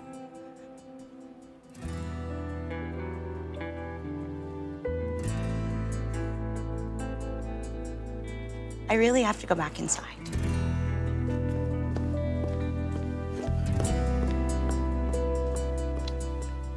So since Marco's dad is extremely handy, Squatchwear has a new security system, which really would have helped earlier, but at least they got it now. Mr. Del Rossi then invites Marco and Spinner to bet on the horses, and Spinner seems down, but Marco is caught up in his computer. You boys want to come when you close up? Yeah? No, not tonight. You know, sometimes you worry me, Marco. This is life. You gotta live it.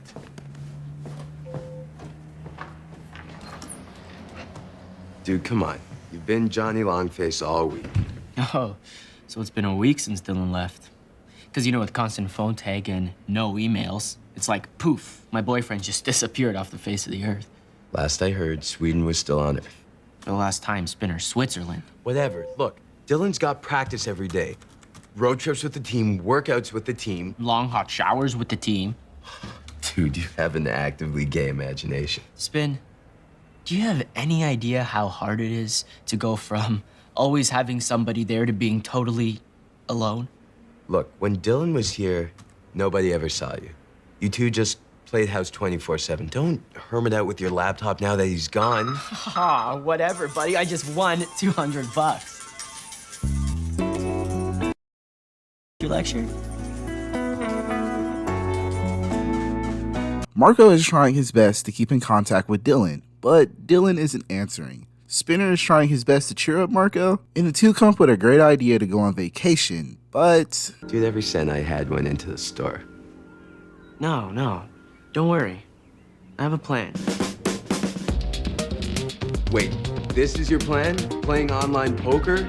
Got a better one? Oh! Yes, you folded. I win again.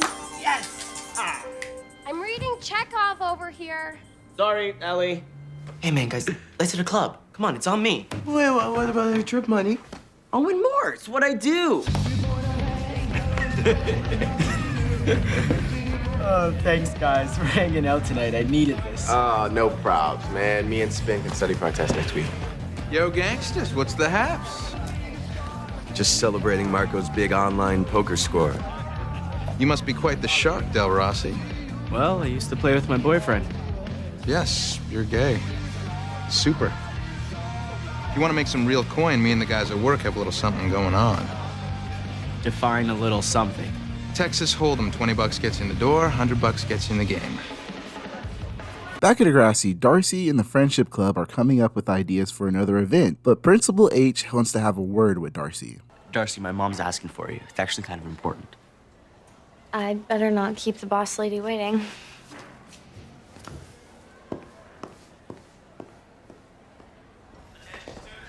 I lied. Oh, really? Screw my mom's no girlfriend policy. I've been thinking about you all week. Someone might see us.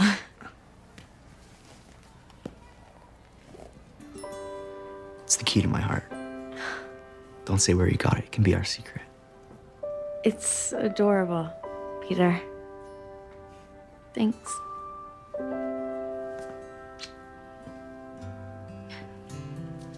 Okay, maybe Peter isn't so bad. Back at the Del Rossi Michael Chuck Nash residence, Ellie hates Paige for dating Jesse, and all Marco wants is to hear back from Dylan, but he's had enough of the bullshit. Shut up! I'm not gonna referee your catfights about the room or Jesse or anything. Just work it out yourselves.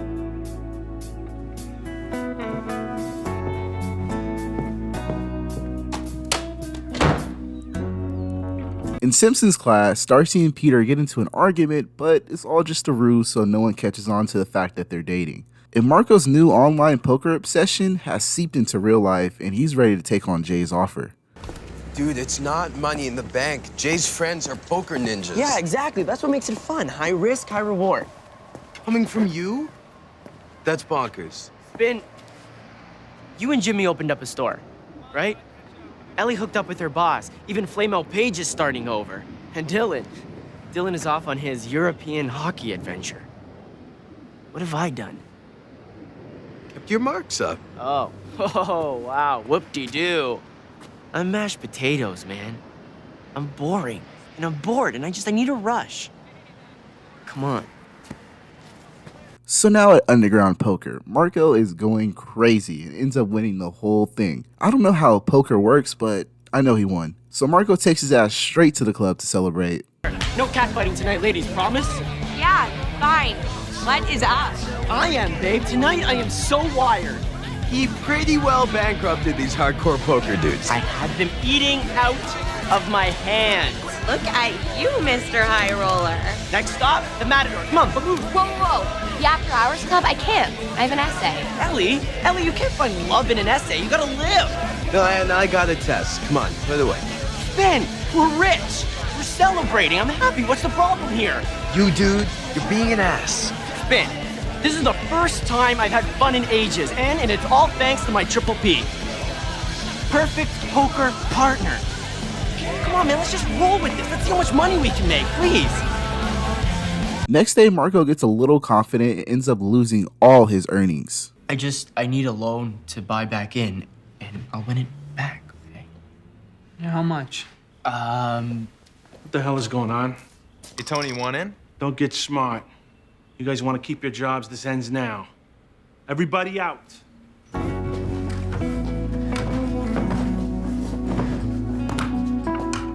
Look, everybody goes bust, okay? My luck will turn. Just trust me. Trust you? Marco, you just lost $1,100. Kiss it goodbye. I did. What? What about our trip, man? The hotties. Dude, it's over. Go home, watch TV with your dad. Maybe he can talk some sense into you.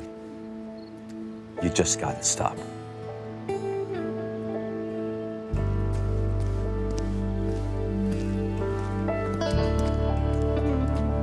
Marco, defeated, returns home to speak with his dad.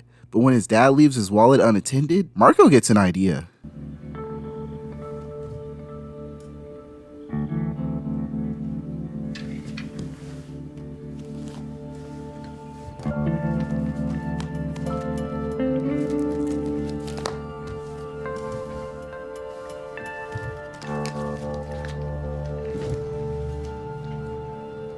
Back at Degrassi, Romeo and Juliet are emailing each other to meet up for a secret date. And Darcy's friend Kim takes a notice, but Darcy lets her know it's nothing. Emailing your boyfriend?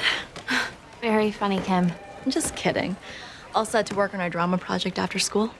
Oh, I have a grandma's birthday thing. Can we reschedule? Fine. That's the last time I cancel majorettes for you.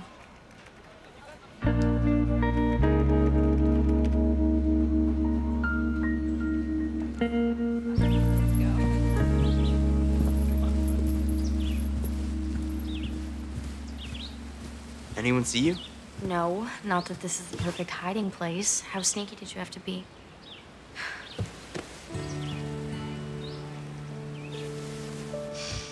Dars, I'm sorry it has to be like this. Sneaking around, lying. What we're doing isn't really bad. It's kind of fun. You're fun. Well, so are you. So much fun.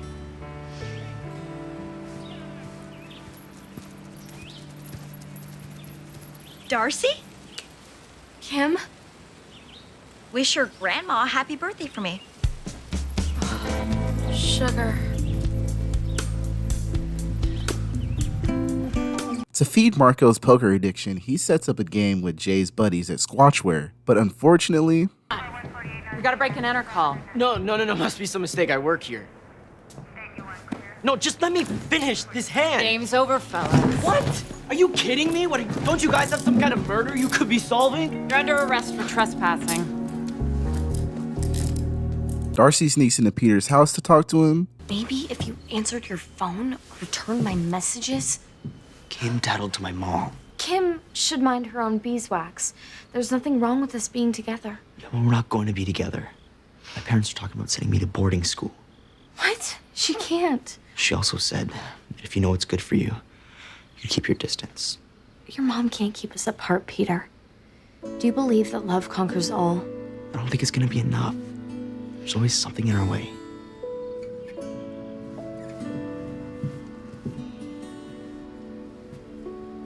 I'll be at our secret place tomorrow. Prove to me that you're not the type to give up.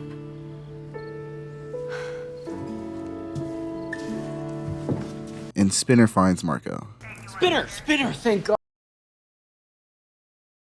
Marco. Dude, I pressed the alarm code, didn't even go off. It's a silent alarm, idiot. Is this a friend of yours?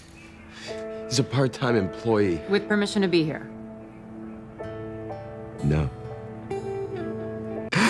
Okay, I know Marco has a problem and all, but sending him to fucking jail is just uncalled for. Like, it was not that serious. Darcy waits for Romeo, and at first it seems like he's not coming, but...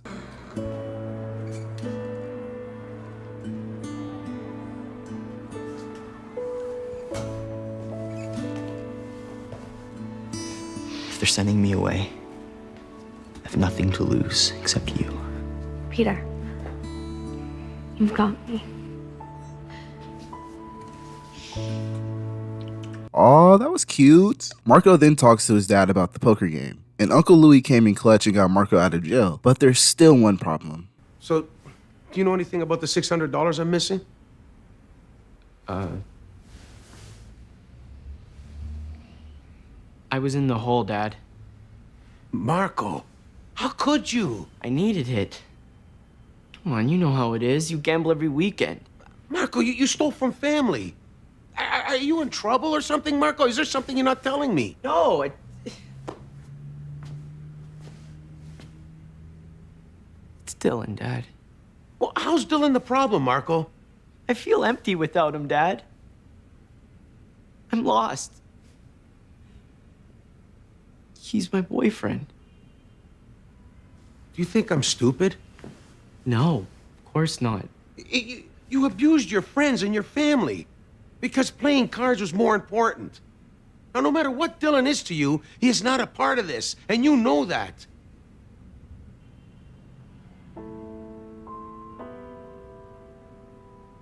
I'm done. I'm done with it, okay? Promise. I understand if you hate me for it. Marco, you're my son. I'm gonna watch you. Just go to school.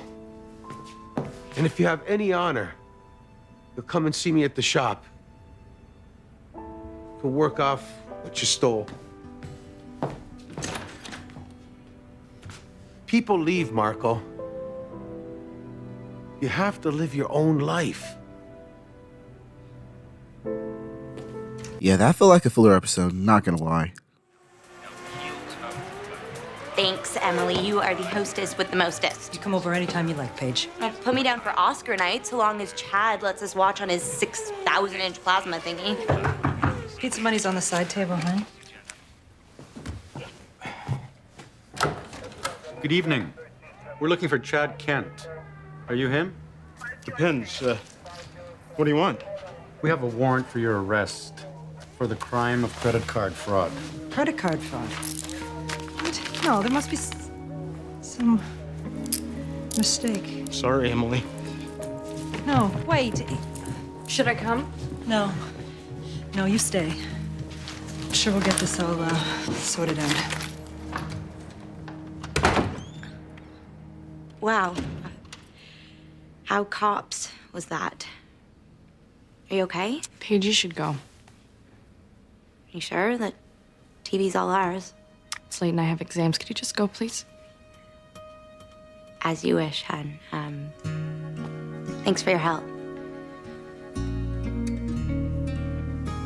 So apparently Chad used Alex's mom's card along with the stolen one, so now she's $6,000 in the hole. And bills still need to be paid. So with this being the last 2 episodes of the season, it's exam time. And Manny is freaking out over exams. But Emma has other things on her mind. You're 17. You have your whole life to settle down behind the white picket fence. Well, excuse me for wanting to move in with my boyfriend.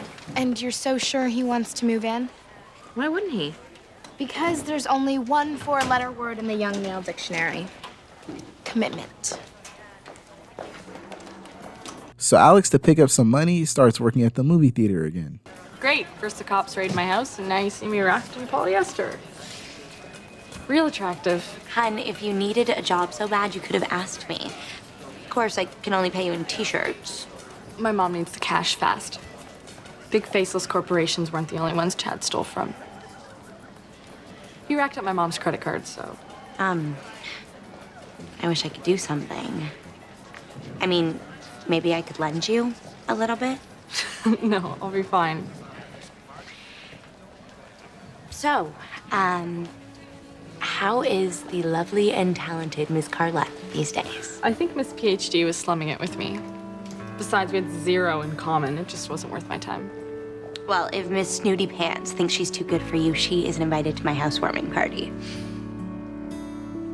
At the party, Ellie is pissed off at Paige for dating Jesse, and Alex is here with some guests. Paige, this is my new girlfriend, Mel. You said invite people. Their movie ended, so I did. Now where can I change into this loser suit? Mel's been telling me she might be able to get you out of that sexy uniform. Yeah, they're looking for cute servers where I work. Where's that, a strip bar?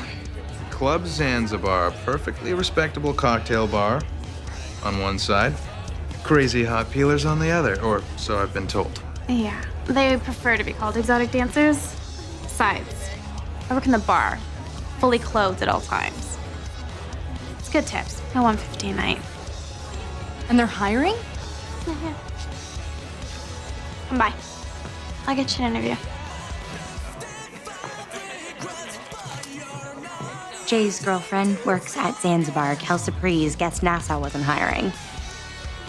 At dinner with Sean and Emma, Sean has an announcement. This isn't exactly how I wanted to tell you this. It's the armed services.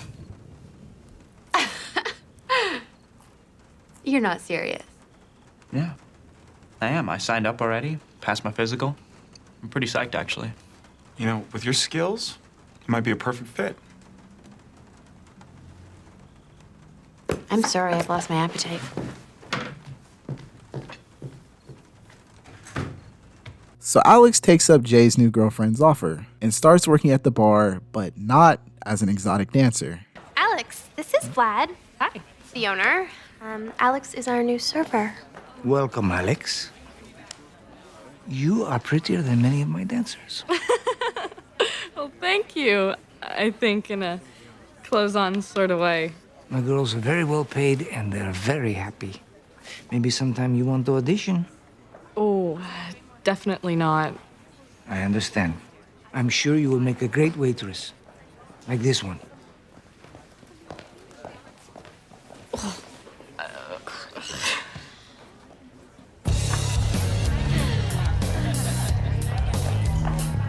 You weren't lying, eh?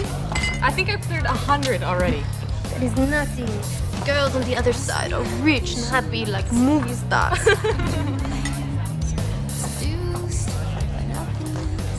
Ugh. She doesn't look so happy to me. No, maybe not, but she is paid well. Yeah. Small price to pay for your soul. Lexi, if you were so against stripping, then why are you working here? Why else? I need the money. So does she. The only difference between her and us is that she needs it more.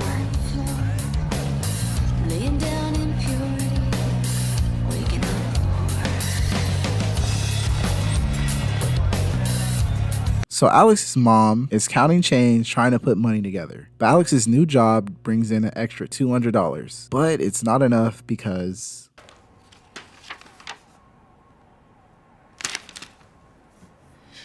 We're getting evicted?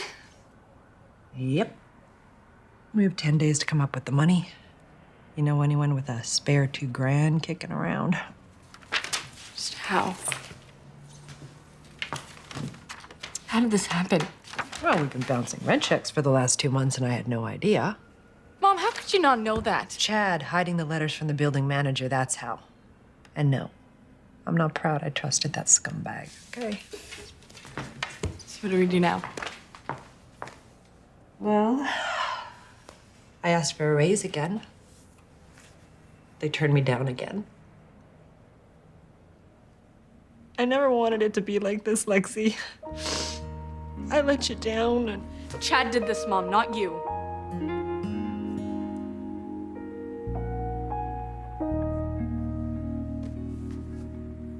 So with shit hitting the fan, Alex swallows her pride and... Tell me I don't look completely idiotic. Well, not if you're on your way to a rap video shoot. Or say the stage at Zanzibar. Whoa, whoa, whoa. This is why you called me here at 9 o'clock in the morning. Kinda. Whatever happened to a small price to pay for your soul? Well, my soul just got a whole lot cheaper. Try not to laugh, okay? Rolling in. Nice and I need your help. Another hip circle, and then we just take one step. We pull and we push, push. Go bang it, give me some. Go bang it, give me some. Do it, don't blush, blush. Don't bring me on the floor. Let's meet at the door. Nice vote of confidence, jerk. I'm sorry. I'm on 3 hours sleep. Maybe it's just too early for me to picture you as an exotic dancer.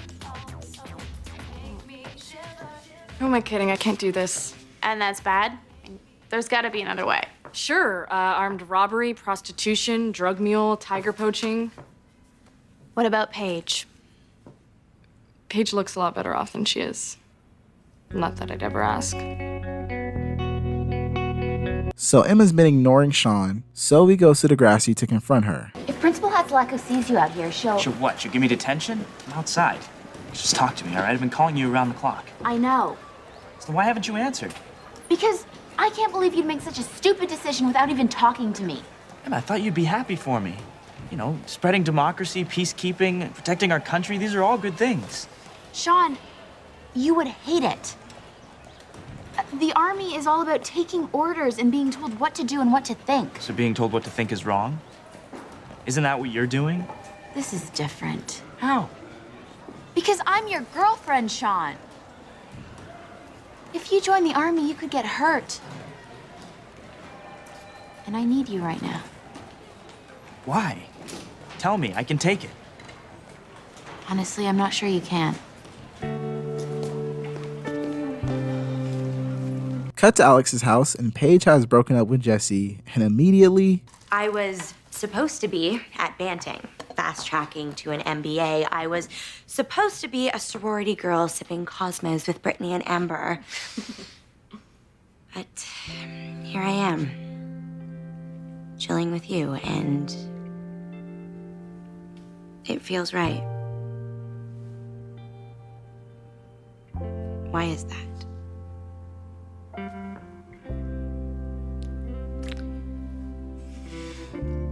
Why do you keep doing this to me? Sorry, I thought the door was kind of open. But... Yeah. It's been open for weeks. The problem is you keep opening it and then closing it and opening it and closing it. Just make up your mind. Look, you're cool with being a lesbian, but I don't know what I am. The word is bisexual, Paige, and it's just a label. Who cares? My parents already have one gay kid. So? So I just dropped out of university. Let them deal with one major parental crisis at a time. Great. Everything's always on your schedule, isn't it? I am supposed to give them grandkids one day. You do not get the pressure I am under. Pressure? Excuse me for finding your idea of pressure pretty damn pathetic right now. Hun, don't cry. Stop. You don't get to break my heart and then comfort me too.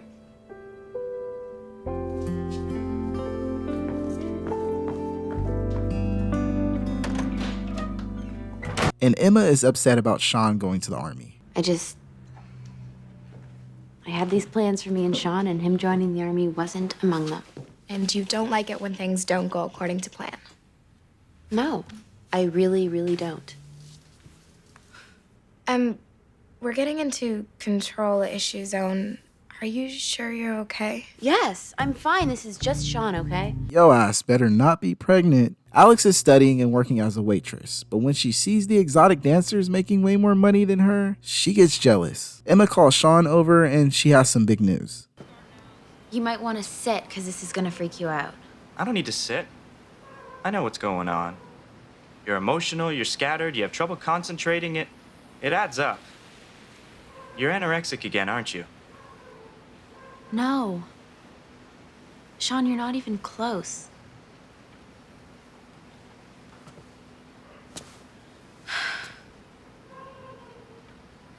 I'm pregnant.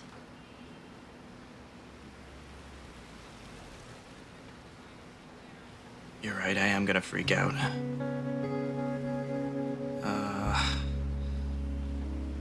Are you sure? You do a test? We'll do it together, okay? And Alex's mom couldn't get an extension on the rent, so Alex knows what she has to do. Cut to Emma and Sean is still skeptical since they made sure to cover all their tracks. It's negative. Yes! Don't get too excited. False negatives are common. I have all the symptoms. I'm days late. So now what do we do?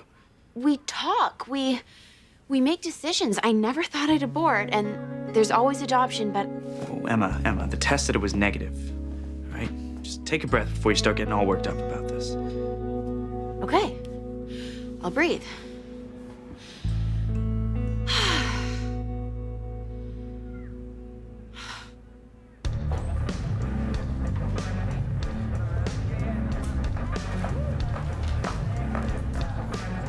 Oh my God. You're actually gonna do this? That would explain the outfit, yeah. Vlad just let you? No audition? Apparently I have natural talents. Might as well use them. So you just changed your mind? Life changed it for me, Mel. Lexi, I have seen so many girls do this. If you go out there, it changes you. And now, let's welcome a newcomer to our stage, the beautiful Ecstasy. Not going out there, Mel. Ecstasy is...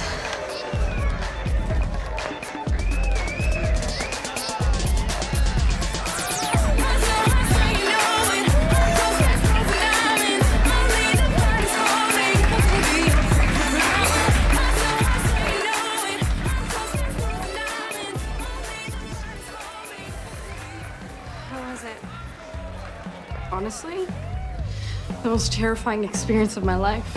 Gentlemen, get ready to celebrate the scintillating Jerry Doodle. I think I'm gonna throw up.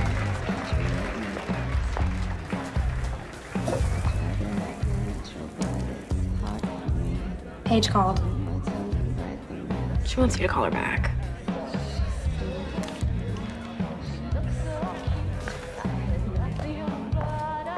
Well, never happened, okay?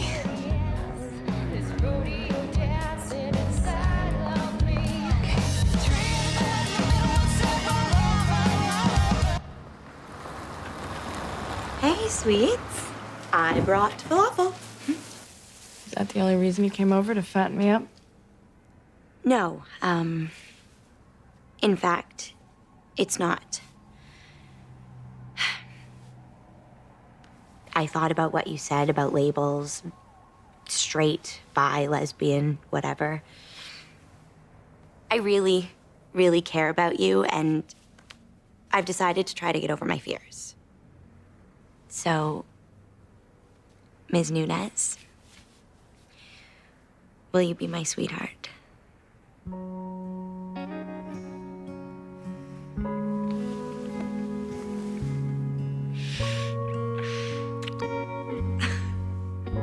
There's your answer, sweetheart. So after a very eventful night, Alex gives her mom the rent money, and her eyes light up. But Alex's late night escapades are catching up to her, and she has trouble staying awake during her exam. So everyone's taking a load off and clubbing, and Alex has some news from Paige. The thought of you wearing a parka in that place gives me an emotional boil. Well, then I guess I'll just have to perform an emotional lancing. Tomorrow night I'll quit. I'll find a new job. Are you serious? Best present ever. I suddenly feel like dancing. New job? As far as Paige knows, you bet. A big fat lie. Now there is a solid foundation for a relationship. Yeah, a complicated one. And if she finds out I'm an exotic dancer, there won't be one at all. Well, good luck with that. Ecstasy. You see, when a hot girl shakes her naked tatas for a living, word gets around. So Sean lets Emma know that if she is pregnant, he wants to keep the baby, but still enlist in the army. And Emma sees this as him betraying her. Why are guys so typical? So Paige goes to the club to surprise Alex. But what she sees is Alex going backstage and not waitressing. Paige, what are you? I just thought I'd drop in, check out some naked chicks, and surprise, one of them was you. It's not what you think. I saw you stripping, devoid of clothing. What is there to think? What else aren't you telling me? How bad is it that you have to do this? I'm doing what I have to do, okay? Just don't worry. And don't be mad, please. How can I not worry? What is all this? Young lady, if you want a job, auditions on Thursdays. Goodbye.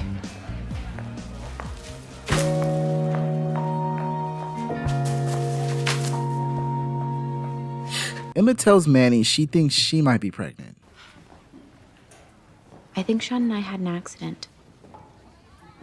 No, are you sure? I think so. I didn't know it was possible to be this scared.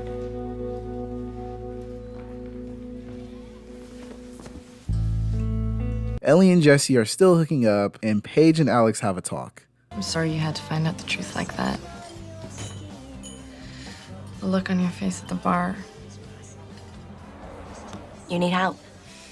So, I'll forgive you, erase that image from my memory, and we'll celebrate your new job at the dance. There's an internship at my mom's company. Paige, I have a job, okay? Exploiting yourself is not a job. So swallow your stupid pride and accept help when it's offered. My mom and I are this close to being evicted. I do this because I have to. Get it? No. I will never, ever get why you would take your clothes off for money. For any reason ever. I don't know, female empowerment? That's bovine fecal matter, and you know it, Alex. I'll have enough in a week or two. Until something else comes up. Every night that you do this, it kills me. When does it stop? Maybe when I make enough for tuition. Or when I get my mommy's magic credit card like yours. This is my reality, Paige. And if you can't be there for me, we have no future.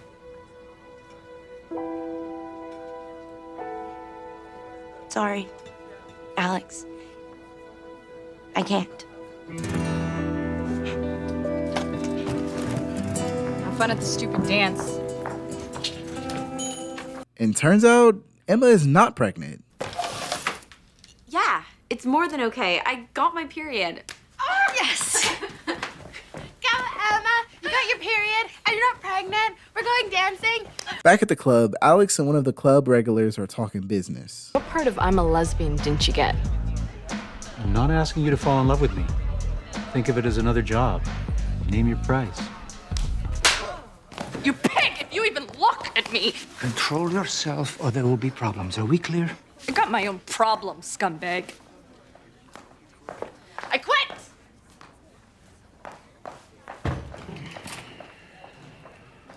In typical Degrassi fashion, there's an end of the year dance and Emma and Sean have a talk finalizing things. Period, false alarm. Really? Are you serious? It's not something I joke about.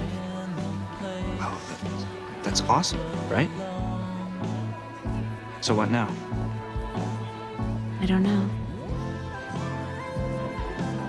You're off to basic training. I'm going to university next year. When I get back. Stop. Maybe we shouldn't make any plans right now.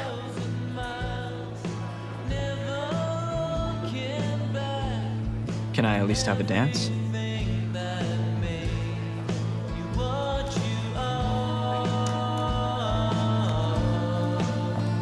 We cut back to Alex's house and the worst thing imaginable happens.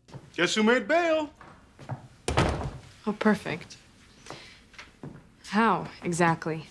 You kind of helped. You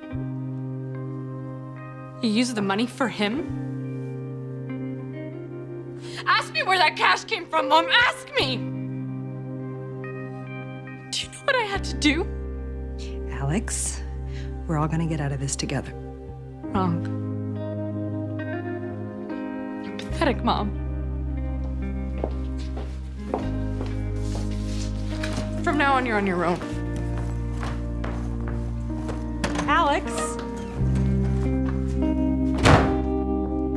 So at the end of the year dance, everyone's having a great time. And Alex, in a last-ditch effort, shows up. Do you know this is my first Degrassi dance? Do you like my dress? Shouldn't it be on the floor at work? Okay.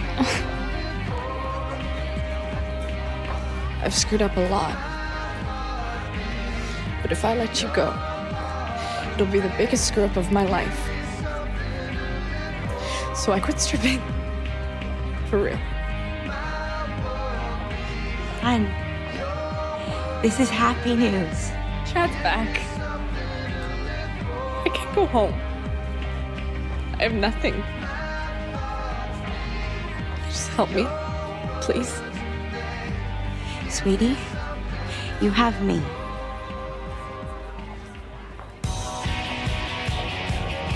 How about a little faux snow dance therapy? The only dancing I'll be doing from now on. And with that being said, Degrassi Season 6 is now over. And this season was depressing, but definitely another amazing season of Degrassi. So if I had to give Degrassi Season 6 a rating, I'd give it an 8.5 out of 10. Not the best this show has to offer, but as we get closer to closing this chapter on the original cast, the show is still giving that classic Degrassi we all love. I just want to thank everyone who made it this far in the video. And if you made it this far in the video, comment ice cream so I know who actually watched the full video. You guys mean the world to me. I can't thank you enough for watching these videos. But yeah, that's it for me. It's been Pierre, guys, and yeah. I'll see you in the next one.